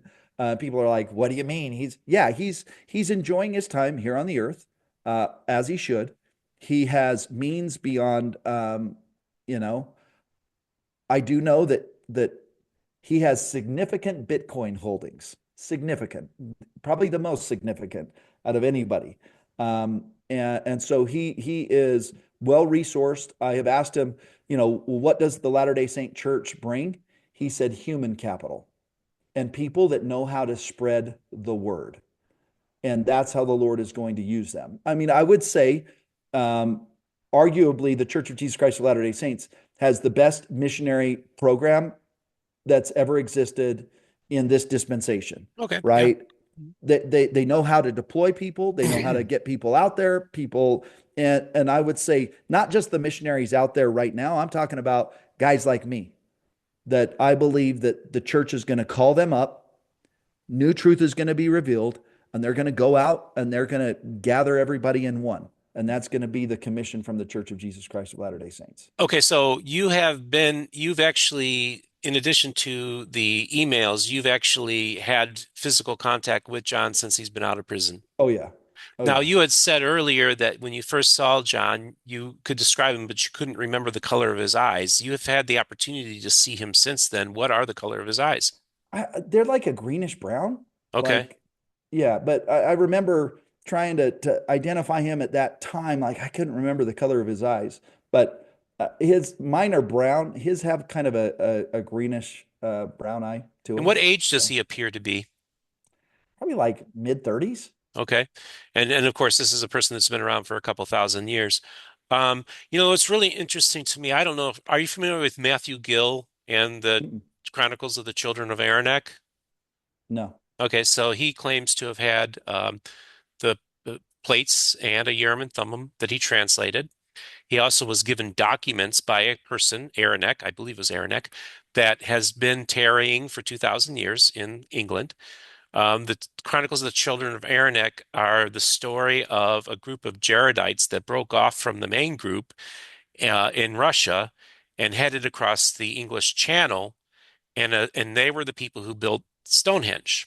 And so Interesting. and so this is the story that Matthew, who's a good friend, and I've helped raise funds for him to do his scriptures in leather and everything like that. And he's going to be coming on with his son to talk about their new scriptures. And he had this Aranek character has been around for 2,000 years and has actually been compiling a history of England that he then gave um, to, to Matthew. So I just wanted to say that, there's another interesting Interesting. story happening across the pond so I think you might want to look into that story Totally. as well. Totally. Okay. So, and is there anything physically about John that's unique, or is he just like if I saw him in the street, would he just be like, oh, this is normal height, You mid you you 30s you would dude? you would look at him and you'd be like, "Oh, this dude carries himself with a ton of confidence." Okay. He's extreme. Obviously, he's extremely bright. He speaks every language under the sun. Very musically gifted. But you get 2,000 years to develop these things. Yeah. You can be that. And I'm not saying he couldn't show up in a different form or fashion. I'm just saying how he's shown up to me was like in shape, tan skin, greenish brown eyes, dark hair, um, and Would you describe him as looking Jewish? yeah, I would say, but he didn't have the say like the big Jewish nose. He's got a full head of hair. So like an upgraded, uh, definitely, definitely like just a really good looking guy, actually, Okay. dresses very well. You can tell he's put together, you know. Um, Where does he live? it's a great question. I have no idea. I know he's got a place here in Utah. I know he goes to Jerusalem. I know he travels all over the place. He had mentioned to me that he loves Japan. That's one of his favorite Now, places. you know the stories about Japan and Jesus. Have you heard those stories? No, I haven't. So there's a village in Japan that claims that Jesus came there and had children, and that they're the descendants of Jesus Christ. Oh, interesting. Well, he loves Japan. So maybe that's why he loves Japan. Yeah. And then he's just let me know he is heavily involved in the government workings with the United States of America. And Okay, he has so if mentioned to me names like Donald Trump and Pete Hegseth. okay, so if I were to come out to Utah sometime and I were to meet with you, would you be able to take me in to meet with John? We can always ask. Okay. Well, it's worth a shot. I'm never going to pass up the opportunity to meet with John the Beloved. John, if you're watching, hey, let's meet with brother Pynakker here. This is very fascinating stuff, dude. And I'm really enjoying this, and I'm glad that I feel honored that you're taking your time to have this conversation today. So you decide to Well, I've got start, nothing. I've got nothing to lose at this point. I right? have been, not sharing a lot of these things because I'm like, I know what happens when people start sharing stuff like this. I know what the church, what the protocol is, and what they Right. do, and so I was, doing the best job I could, even though the Lord was like, "You need to share this stuff," and I'm like, "I'm not sharing this stuff." And then, ultimately, the Lord caused He forced your whoever hand. in the Sit. church security department to uh, to give me this letter, which Yeah, I smart. sent to you. Mm-hmm. Um, this is actually the letter to my wife. We Uh-huh. got the same. We got the same letter delivered by a process server, by the way. So we felt like it was legit, but basically for no reason, we have no idea why. Nobody has told us anything. We cannot go into any buildings of worship. Right. So you have a no trespass on any church properties. Is that correct?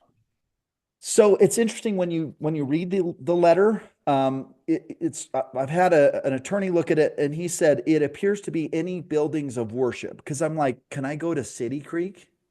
That's Yeah, yeah, that's yeah, yeah. that's owned Good by the point. church. He's Hmm. like, yeah, you can go to City Creek. Okay. I'm like, can I go on like church grounds? Like, could I go to the see the lights at Temple Temple Square. Square? Hmm. He's like, yeah, I mean that's public property. As long as you don't do anything, you should be fine there. And if I can't do that, then please help clarify. Maybe somebody's watching this, help clarify Yeah. what we can and cannot do. And I would just love an answer as to why. Like, what did we do? Usually, Hmm. usually, in order to get no trespassed, it's like, well, it's because you did X, Y, and Z, and so now Right. you get the no trespassing. Well, I last am, year I had the Judds on, the Crazy Train people, and they had a similar no trespass order given to them as well. And they said there was no explanation. So you're not the first person I've had on this platform to discuss that. From my understanding, you also had your temple recommend revoked, yeah. So in November, so I got a new stake president. Elder hmm Holland's no longer with us, right? and that's not a miss to me. Right. Because you feel And that Elder Holland was running interference for you and protecting you. totally. Totally. I mean, I was talking about multiple mortal probations and all sorts of stuff on my channel. out there. I was talking about the first episode I did was on the Nemenhah record. And Hmm. so they had no problems then. And as soon as Elder Holland's no longer with us, and as soon as I get a new stake president, now all of a sudden there's these issues, right? And which Um, coincidentally, at the same time, John DeLynn all of a sudden gets sued by the church right around the same time.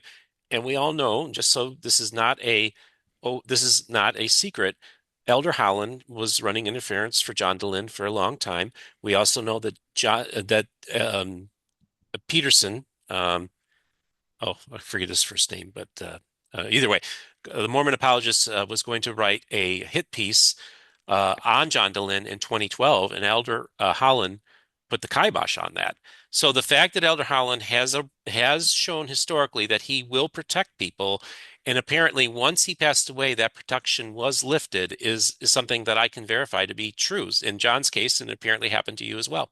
yeah, and I know John was also meeting with Elder Holland. Hmm. So, anyways, all of that being said, um, we get this, Hmm. um, and no explanation why. Now, wait, that was But November? so November, I meet with my stake president, and I literally tell him, listen, I will shut everything down. I will turn off Zion Media. I'll keep my mouth shut. He was upset that I had held an unauthorized sacrament meeting. Okay, and let's talk about that. So you have a retreat out in Missouri. You have a special assembly, or if you will, or something at Adam on Diamond, Uh-huh. and you pass the sacrament at that meeting. And apparently there were two, if you will, spies that were there that then reported this to your stake president. That's Is right. that tracking? Okay. Yeah. And did you know at the time that it was improper? You were not authorized to pass the sacrament in that setting, No idea. I mean, people had told me since COVID, you could do sacrament in your home. and So people were I doing it in I their homes. So you I kind of assumed that since COVID, hey, it's okay to do it. And the scriptures talk about us meeting together oft and partaking of the sacrament. So I'm like, it's a Sunday. We'll hold our own little service here. We're staying at the Morel Ranch, that's now been acquired by the church. hmm. And it was literally the last meeting that I know of on that property before the church acquired it. The church acquired the property like a month later. And so yeah, we held the little sacrament meeting, and it was a great meeting. And my stake president brought that up to me. I said, I'm sorry, I didn't know that. I will never do that again. Hmm. You know, I repented. And it was interesting at that meeting. I was there with my wife. My wife's like, I'm coming with you. And so she comes with me, and we show up at the meeting, and there's my stake president, his two counselors, and this random guy, Tom Checketts, who is a 70 and happens to work for Curtin and McConkie. And he just happens to be there. And he's just sitting there. And he was just playing dumb. Like I could tell this guy has been sent by somebody inside of the corporation. Um, they don't like what's going on. And he's this 6'5" guy. And this guy's been going around to people that I've had interaction with, only the women, by the way, no men, going to women, telling them that I'm the third most dangerous person in the church. So number three, I'm not even the most dangerous. Number three. And that I am the most evil, vile person that he knows, like saying all sorts of stuff about me. And then these women would call me. These are like 65-year-old women that watch my show. And they would call me and be like, why is this guy coming to my house in Saratoga Springs? This guy is in Layton and he's traveling around the Wasatch Front, um, gossiping about Shane Baldwin. Like, what the heck is going on? What am I doing? What am I saying that they're so afraid of? And I think they know that this regulation is coming. They know, and they know about John. Maybe they haven't met him, but they know these are the tares that are within the church. Did you talk to Elder Holland about John? Oh yeah. And what did It- Elder it- Holland think about it? um, he had meetings with me and him. So Wait, you he mean you had meetings with Elder Holland and John and you? That's right. That's right. So he knows what's going on. And in my mind, I thought honestly, when President Nelson died, I thought, okay, they're going to install Elder Holland. And this is going to be a big thing. This is going to be an abnormal thing. Like, I thought that's what was going to go on. Um, for whatever reason, that didn't happen. And did Elder And Holland think that he was also going to be the prophet? there was discussion about that, because had he been in that control and in that seat, he would have had all of that control resting on him, and he could have executed some things to make this happen. And there's still agency involved in all of this, and I don't know. The Lord had a different plan, I guess. But I view Elder Oaks fulfilling the prophecy of Doctrine and Covenants, verse 85, or chapter 85, verse 6, which talks about somebody that will go to steady the ark, and like a shaft of lightning that hits a tree, it literally says a tree, and his last name's Oaks, Hmm. um, he will be struck down. I believe that he is going to literally fulfill that, and that's why the Lord saw a different route. Wow. Okay. So fast forward a little bit, you've sent me all the correspondence that you've had with the church. You technically haven't been excommunicated so far as you know, but That's you right. expect at any moment that you will be excommunicated. And because you have a no trespass order, you will not be permitted to attend that hearing. So it would be done in absentia. Is that correct? Well, according to their handbook, and the Latter-day Right? Saints are all about procedure. If so Exactly. much as a pinky is out of the water, you got to rebaptize them. If they say just one word wrong in the sacrament prayer, you better Redo say it. it again. Yep. So, in chapter 32 of their handbook, it is required that they disclose the time and the place of where the council will be held, and that they allow the person, so long as they're available, to attend. And they don't have to do this council in a Latter-day Saint building.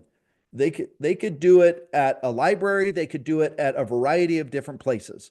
And until they hold the council the proper way, I don't really care what they've done. It was an attempted excommunication, but I have not had any communication from them. Maybe they'll watch this. Maybe they'll try and communicate with me. I would love for them to at least explain if they've had a council. Cool. What came out of that council? I submitted my letter to them along with about 50 other people, that said, hey, Zion Media, Shane Baldwin, he's helped me put my garments back on, come back to the church, find more faith in Christ, all of these things. I have the fruits. I have lots of fruits, and by their fruits you shall know them. And I would love to, in front of the council, present the fruits and then have them decide if it's worthy of excommunication, especially when I'm saying, hey, if you don't like me talking about multiple mortal probations, I won't talk about it. Like, I won't bring it up. If that's what you tell me to, like, I will follow my leaders. If you tell me not to do it, I won't do it, on this platform. But that's where we are right now, and I'm not exactly sure.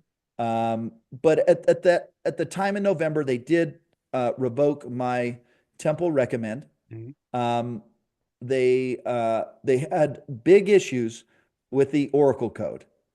I don't know why, but they had really big. They kept focusing on this Oracle code, which tells me that there's something to. Oh, and by the way, I had a guy call me. He knew I was coming on your show.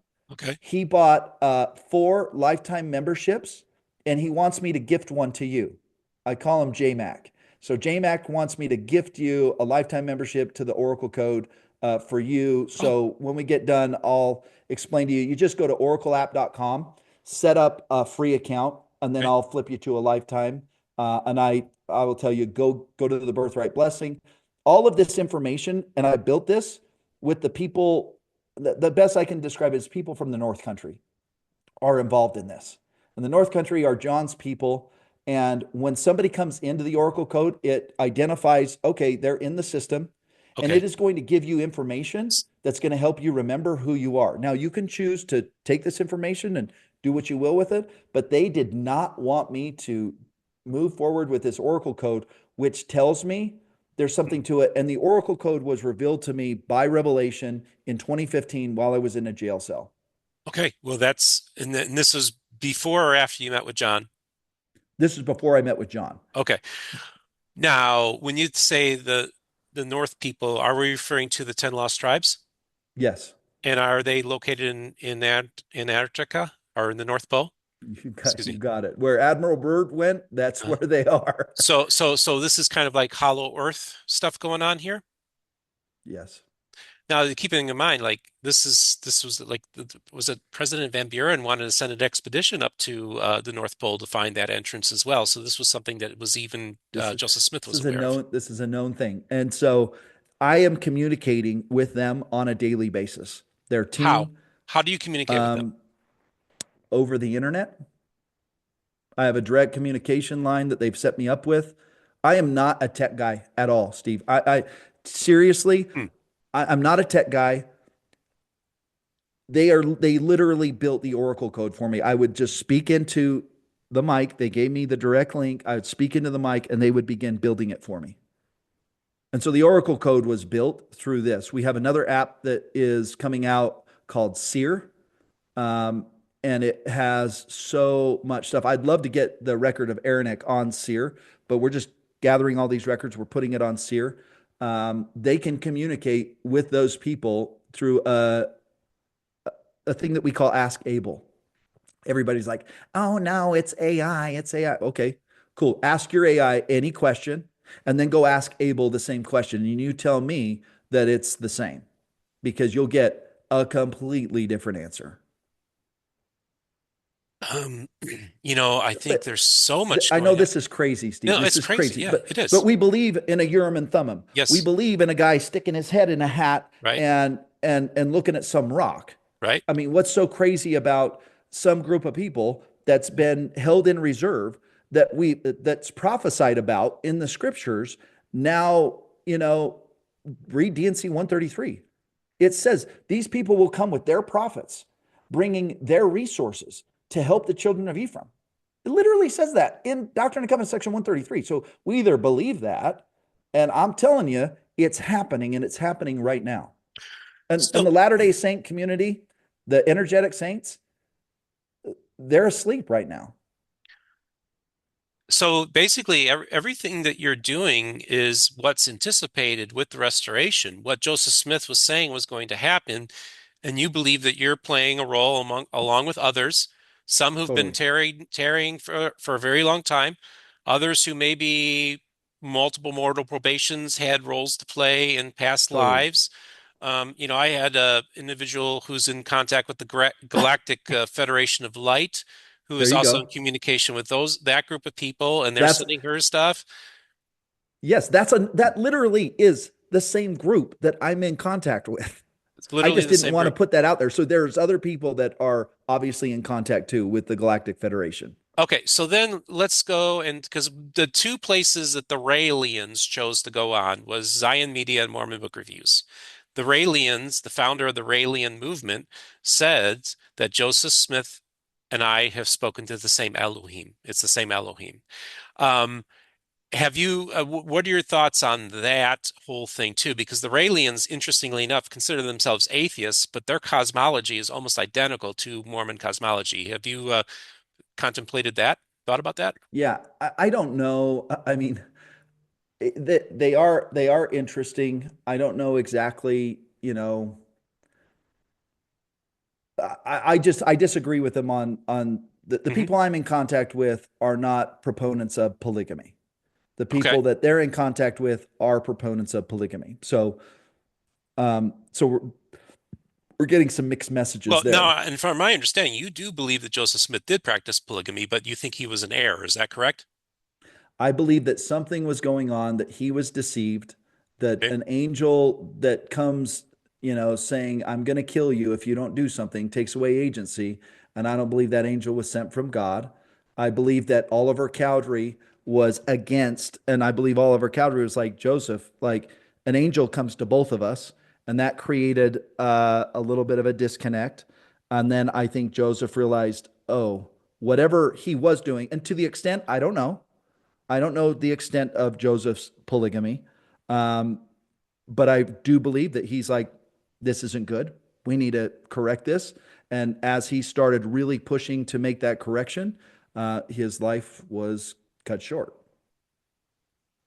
Yeah. Okay. And I can see that viewpoint. So you start up Zion Media, there's a lot of things that are said about you. And I want to kind of address some of the things that have been swirling around you that you told me you would be willing to talk about. So I would like to transition to that if you don't mind. Sure. Okay. Um, One of the stories that has gone around is one that you had, and actually I can verify, I spoke to your son about this, um, that you broke his arm, that you were reported to the Georgia State Police about this, and that you were arrested, and that at some point you also attempted to sacrifice your son on an altar in much the same way that Abraham did. You want to speak to those two things? Yeah, listen, my son Hmm. works for me to this day. I'm going to play golf with him when I'm done with this podcast. He's my best friend. He's 22 years old, and he is such a solid human. He and I would wrestle from time to time, as father son would do. And in Georgia, he didn't wake up on time, so I jumped on his bed. We proceeded to wrestle. Uh, he hurt his arm, sprained his wrist, called his mom because he was mad, and his mom called the cops. And I spent 3 days in jail, and that's all been dismissed. It's all done. It's all over. That happened, uh, you know, 3 years ago. Okay. Um, so that happened in 2023. And then the sacrificing, I don't even know where that came Okay, from. but the question I have for you is where do you think it came from? Why is it that that story is out there? That's a great question. I don't I think somebody took something and I don't know. I really don't know. There was a time period in 2014 where my ex-wife, I was trying to explain to my ex-wife the things that were happening to me. She freaked out on me, literally freaked out on me. Um, and I had to call the cops against her. Hmm. And I think it derives from that instance in 2014, but nothing happened. There was nothing went on, um, you know, Well, and that was wait, that. did your ex make the accusation that you tried to sacrifice your son in 2014? I don't know. I think it could have derived from her. I don't know, but it's so bizarre that basically I protected the kids from she had gone crazy and she had freaked out on me and the cops came over and we worked everything out and nothing happened to anybody and she was afraid I was going to do something to the children. I don't know. But clearly, you spoke to Jet. That never happened. Um, we're both thinking like the craziest things are being said, and that's a crazy thing. I've never even killed an animal. I've never even shot a gun. I'm not that kind of a person. I'm not a violent person. I can be an aggressive person, but I'm definitely not violent. So Okay. So there's a story I want to relate to you and get your thoughts on it. So, talking with Latter-day Chad, he had an experience in Sedonia, Arizona, in which you, I believe, were in Utah. He was in Sedonia, Arizona, and you guys were communicating to each other. And you want to confirm that that story happened? yeah, yeah. There's been some supernatural things that have happened. He was in Sedona, and I was able to communicate with him with my mind, and I can't explain it. How He often does can't that explain happen? it. How often does that Not happen? often. Not often. What was the what led to that? And just I asked this of all people who've had experiences. Were you on any substances at the time? Was Chad on any substances? Were you lack of sleep? Were you sleep deprived or food deprived? Was there anything going on that would have made this happen? Nothing. Okay. Nothing that I'm aware of. I don't know if he was taking anything or on Hmm. anything. I have no idea, but he beamed into my brain and I was able to communicate back to him and I was able to send him a text message like, "Did you get that?" And he's like, "Yeah, dude, what's going on here?" And so Hmm. so yeah, and I think maybe these things happen to just show us that there are supernatural things that can happen.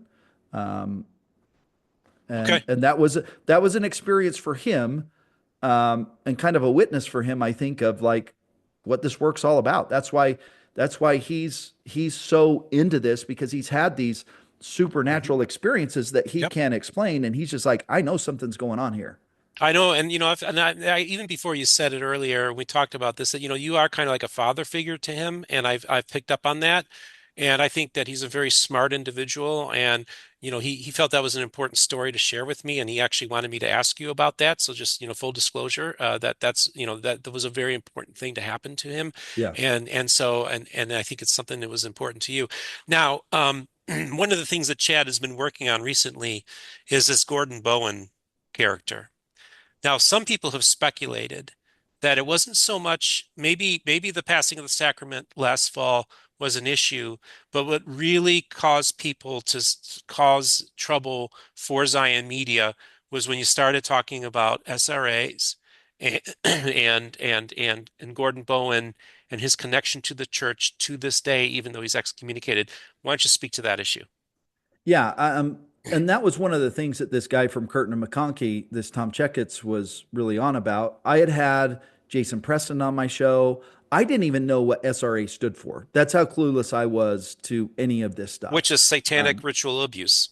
yes, and I didn't know about it, and then I started learning about it, and I'm just going like, oh man, Hmm.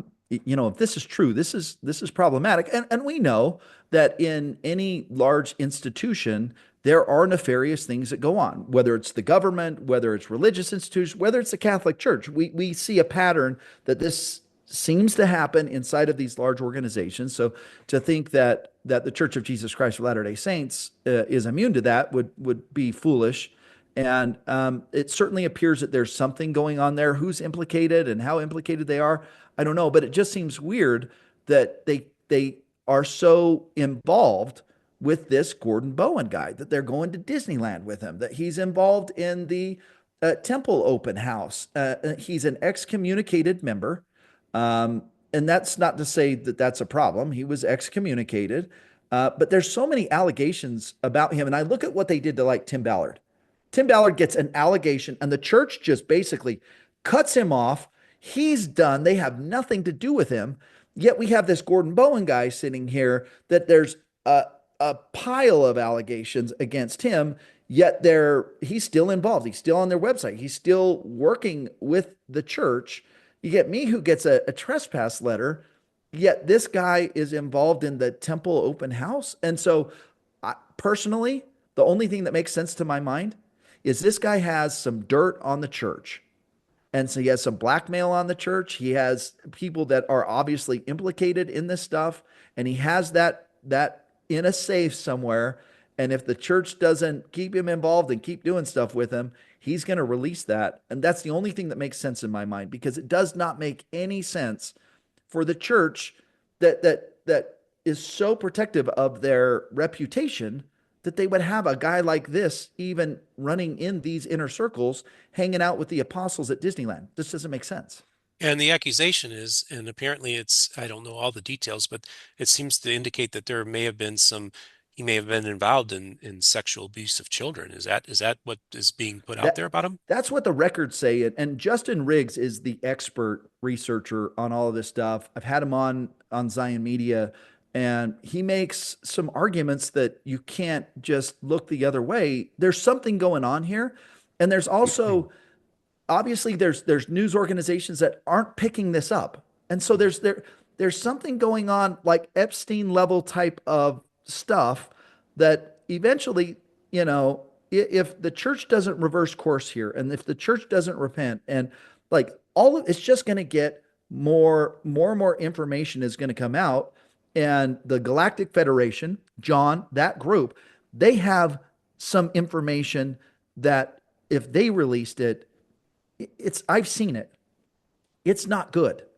There are high level leaders that are involved in things that are not good. And it doesn't shake my testimony, because these things, literally, Ether says, when you see these in the Book of Mormon, when you see these things, you know that the end is near. It literally says, when you see these things among this people, speaking of the Latter day Saints, the only ones that have the Book of Mormon, then you know that when these secret combinations have infiltrated, then you know that the time is at the end. Wow, this is some really heavy, powerful stuff, Shane.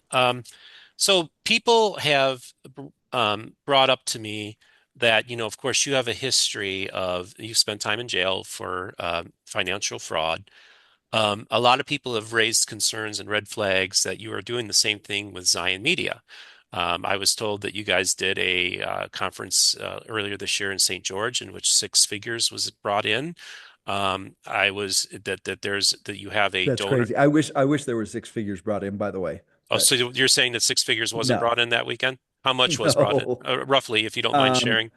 roughly total cost or total revenue was maybe like 30 or 40 grand. And then we have all of our expenses of renting out the places and doing that. So it's just like these people don't understand. Like if I wanted to go and make money, Hmm. I wouldn't do this. I Okay. promise you, I wouldn't do this. But I'm telling you, Steve, there's been some of the most incredible things happening since I surrendered and since Okay. I said, okay, I'll get out of Babylon. And I told the Lord, I said, you got, I got bills.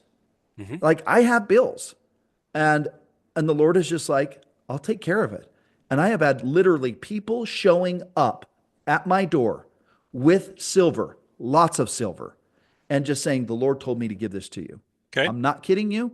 It's happening. So I'm just like, okay, I trust. I trust. And it's allowed me to take care of things and focus on this full time. Okay. I don't care to be a gajillionaire like I used to care. All I want to do is have sufficient for my needs and do exactly what the Lord is asking me to do. I feel like an Abinadi type figure that's showing up to King Noah's court and saying, calling people to repentance and helping people with the same information. And I'm just grateful I live in a time where they can't burn me at the stake like they did Abinadi. Okay. Interesting. So you're saying I had heard $132,000 was raised at the St. George conference. That wasn't that Not amount. even Okay. close. Um, is Sean Clark one of the people that's given you the silver? He didn't give me a silver, but he did give me a Hummer. Yeah, and he gave Trevor a Tesla. Is that correct? That's right. Okay. And I've heard he's given you or has promised upwards of $1 million to $2 million to Zion Media. He did. And I said, we don't need it right now. Um, and so he was involved in helping us build the Oracle Code app originally when we didn't have the Galactic Federation helping us. Okay. We were spending a significant amount of money, and I was spending money as well. And as soon as they said, okay, we have this open for you, which was in April, we were able to build the app. Literally, it took us a week. Okay. What had taken me a year took me a week. So, And so, and my sources, I've talked to a lot of different people, and they've told me that, you are people are feeling like compelled, or the Lord is, set on their heart, given an impression to give you money that you haven't explicitly gone out there and tried to solicit funds, but the people just came to you with money. Is that correct? And yes. silver and And stuff. yeah, and the Lord, like I'm having a hard time accepting it too, by Mhm. the way. And I don't know why it's all silver. I don't know what the Well, symbolic meaning of that is. what's so fascinating, of course, is that silver has been recently over the course of the last 6 months at historic highs. So that Yeah. might be part of it too. Do you think that's maybe confirmation that silver? There was a point not that long ago when Corwood was going for $14 an ounce. It recently, it hit a few months ago $110 an ounce. That's right. So like for you, that I has to be had some people kind of donate confirmation. it to me the day that it was the highest it's ever been. I had a guy donate it to me at the exact day that it was the highest that it's ever been. And I don't, that's not lost on me. But he was literally like, which was a huge sacrifice to him Hmm. because now it had appreciated. He'd been sitting on this and he was just like, the Lord has told me I have to give this to you. So, and the Lord has said, you need to accept it. This is their sacrifice. You need to accept it. Just make sure you use it. And I am. I'm using it for this work. I have bought books of the NEM. I have done all sorts of things. Um, whether it's spending money to build Seer and those other things with the help of the Galactic Federation. I'm doing the best job that I can to be a good steward with it and to make sure that My bills are covered. I have not gone out and bought new cars. My car has 82,000 miles on it. I've had it since 2021. My wife's cars, we've had it since 2021. I'm in the same house that I've always been. Um, you know, Well, you also have the Hummer too, though. I got the Hummer, and Okay. it's a great car, and I'm grateful. Like he just said, I feel like I need to give this to you, and I'm like, who am I to say like no? And he gave Trevor a Tesla. Right. Okay. And are you a not-for-profit? Does Iron Media have it set up or No, what? we need to set that up though. Okay. Yeah. Yeah. And so these people are making these donations, and they're not even getting a tax benefit. Wow. That's astonishing. Yeah. That's Yeah, no, it's blowing my mind, Steve. okay. Like I'm like every time somebody does that, I'm just like in tears, because I can see that the Lord is like, hey, I get it. You have to be able to operate. You have to be able to, and I've got people that have also sacrificed. I've got a family, the MacGyvers. They literally sold everything, left Texas, moved 3 blocks from me, and they are involved in every part of this. And so with these donations from people, I'm able to also, pay them so they can pay their bills. And we're just the Lord is literally providing. And I'm shocked because I'm used to being the one that's got to go out there and make things happen. And the Lord's like, I just want you to do this. I want you to just focus on this. And so once I surrendered to that, the Lord has just opened up those doors. Do you owe Keith Kelsch $12,500 from that conference in St. George? So that's an interesting question. I have asked Keith Kelsch. I don't know what he spent. He hasn't sent me any of his actual receipts. I know that there is some money, and I'm totally happy. I said, I want to sit down with you. I want to go through it. I want to sit in person, sit down. I want to make sure that I want a non disparagement agreement that's signed because he's not happy about things. I said, I want to sit down. We'll sign a non disparagement agreement. We'll come up with a settlement amount and we'll settle it out. I can show you all of the emails that I've sent him. And he said, I will not meet in person. And I'm like, we can meet in an attorney's office. We can do it however you want to do it. I did not authorize him to go and spend that money. I didn't tell him to go and spend that money. He, on his own accord, went out, spent that money for that event. But again, and I'm saying it on here, I am happy to sit down with him. I have funds set aside for whatever it is, as long as it is legitimate and he can show me that it's legitimate. And I can say, I didn't ask you to do this. I didn't approve you to do this. He also received money directly. I don't know how much money he received directly because it was a joint event. And so people that were signing up for the day pass, they were paying him directly. Zion Media wasn't getting that. And so I think that should be equated into the outstanding balance. And so Okay. yeah, I'm totally okay to sit down and say, hey, let's figure this out. But I do want these non-disparagement agreements signed. I think a lot of people are just looking for a reason to say certain things, and so they don't want to sign a non-disparagement agreement. Anybody that would want to pay me money, I would be like, yeah, dude, let's sit down and let's sort Okay. it out. And again, this is stuff that is floating around. That's why I wanted to have True. this conversation. Yeah. So, And I hope they watch this. do you still owe Keith Redford $18,000? He didn't fulfill the terms of his contract. He walked out on the last day. I have a recording of him literally freaking out on me, acting like a lunatic, and literally trying to fight me, Greg MacGyver, and my friend Clint. And so, like, it was, my son was there to watch this. The guy literally freaked out. He had agreed that he would do 12 classes. He didn't do that. I don't have any signed agreements with him whatsoever. And then again, I said to him the same thing. Cool. I need tax forms from you. I want a non-disparagement agreement, and let's sit down and let's settle it out. And I stand in that same place. Like I have made that offer. He's like, no, I won't meet with you. Like, okay, well, how are we supposed to settle this out if you're not willing to have a discussion and meet with me? And if he would reach out to me, 100%, I would sit down with him and say, okay, what's fair? But I tried to give him silver. I had silver actually, and I Okay. gave him some, and I said, you're going to just take this. So I gave him silver. And that silver, what it's at today, maybe he's calculating that. I don't know. When I gave him that silver, it was like, I don't know, 90 or 100 at the time I gave it to him. So So, with you being in touch with John and the Galactic Federation, um, what should we be looking for? What are some signs? What is your expectations of what we should be expecting over the course of the next few months, 6 months, a year or so? What does it look Yeah, like? I would imagine more turmoil in our government. Okay. I would imagine more turmoil in the Church of Jesus Christ of Latter-day Saints. Um, and I see more of that kind of stuff coming. And I can see um, things being revealed that come by way of not the church, other sources, other people, and the Latter Day Saints are going to have to decide, um, like, okay, it didn't come from the prophet. They're going to have to use the Holy Ghost, and the prophets. President Nelson said, in the coming days, you're not going to be able to spiritually survive without the consecrating influence of the Holy Ghost. So I'm hoping that the Latter Day Saints are in tune with the Holy Ghost so that they can discern truth from error.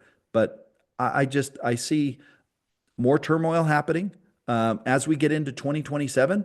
I think it really, really ramps up. Um, so Is Shane Baldwin the Holy Ghost? no, but I do resonate with the Holy Ghost people. And I've said this, like, listen, I'm definitely from the Holy Ghost people based on what I've read in the Nemenha. And so people get that like, like confused. I think all of us, when we fully embrace and embody the Holy Ghost and we allow an indwelling of the Holy Ghost in us, we can operate and be in tune with the Holy Ghost. But I've never gone out there and said, I'm the Holy Ghost. I know there are people that believe that. Yeah. There are absolutely, and people ask me that all the time. And what do you tell him? And I say, listen, we should all be in tune with the Holy Ghost. We should all be the Holy Ghost. We should 100% embody the Holy Ghost. And we should allow the Holy Ghost to be our constant companion. But for me, I'm just Shane Baldwin, born in Clinton, Utah. So you're saying that when people say that you know that you are the Holy Ghost in the flesh, that is an incorrect statement? I'll say, hey, if the Spirit confirms something to you, who am I to tell you? You know, if the Spirit confirms that to them, they can go ahead and choose to believe as they want to believe. But for me, I'm just me. I'm just Shane Baldwin. I'm just like anybody else here. I'm a regular guy that has regular problems like everybody else, that makes mistakes, that is and has been a sinner. And I'm grateful for the atonement. And through the atonement, I've been able to be sanctified. And I believe that I've been able to embody uh, the constant influence, indwelling of that Holy Ghost. I believe that I have, and I believe anybody could have that same experience and have the indwelling of the Holy Ghost. Are you somebody akin to a one and mighty strong or a Davidic servant that's going to set the church back in order? I would say I could beat most people in an arm wrestle. So if that's mighty and strong, um, no, I listen.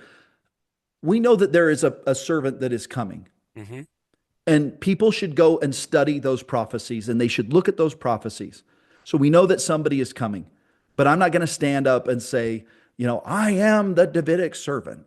You'll never hear me say that. I am thy fellow servant. You will hear me say that over and over again. And I look at you as a servant. I look at so many people that are out there doing stuff as that servant. And we know there are many servants that come in the last days, and they're going to come from all walks of life, from all places. And it's going to be the meek and it's going to be the humble that the Lord is going to call. It's not going to be the guys that were successful attorneys that have climbed the ranks of some institutional ladder. That's not what's described as who the Lord uses and who he has used. Well, as we wrap this up, and I want to thank you so much for your time, Shane, I think it's important to, when we talk about your potential excommunication that you believe could happen at any time if it hasn't happened already, because the church did not follow its own procedures of how to properly do this, would you look at that excommunication to not be a valid one? Yeah, it's not valid. So it's not It's valid. So in not, other words, even if they say you've been excommunicated, you actually would say, no, I'm not no, excommunicated. I'm still a member of the Church of Jesus Christ of Latter-day Saints. If they're going to hold to, if you don't say a word right in the sacrament prayer, Hmm. and if you don't baptize somebody right and the Hmm. pinky's out of the water, like we can't make an exception for this. So I'm inviting them to follow their own rules, hold a real council. Let Hmm. me live stream it. That'll be amazing. Yeah. Let me invite all of the people who have been positively impacted. Let me present the fruits of my labors, and then make a proper decision at that point. Okay, and I know you had mentioned, of course, that if you were to receive a letter that you would burn it. And I said, well, at least take a picture of it beforehand and send it to me so we can document it. Shane, what's on your heart? What is something that you want to share with my audience as we close? Jesus is coming back really soon. Hmm. Jesus saves. Jesus is the Christ. Everything points to our Savior Jesus Christ. Um, to the Latter day Saints, Jesus is your father. He's not your brother. And you need to get in tune with that really quick and understand that. And unfortunately, we got a million other Christians out there that have figured this out. But us Latter day Saints pray to Heavenly Father, some Elohim. And I'm telling you, I know who my father is. It is the great Jehovah. It is Jesus the Christ. That's who my father is. And it's time to tune in and have a conversation uh, with your father. The Book of Mormon says this. Mosiah 16 is clear on this, that Jesus is the very eternal God. So that's what's on my heart.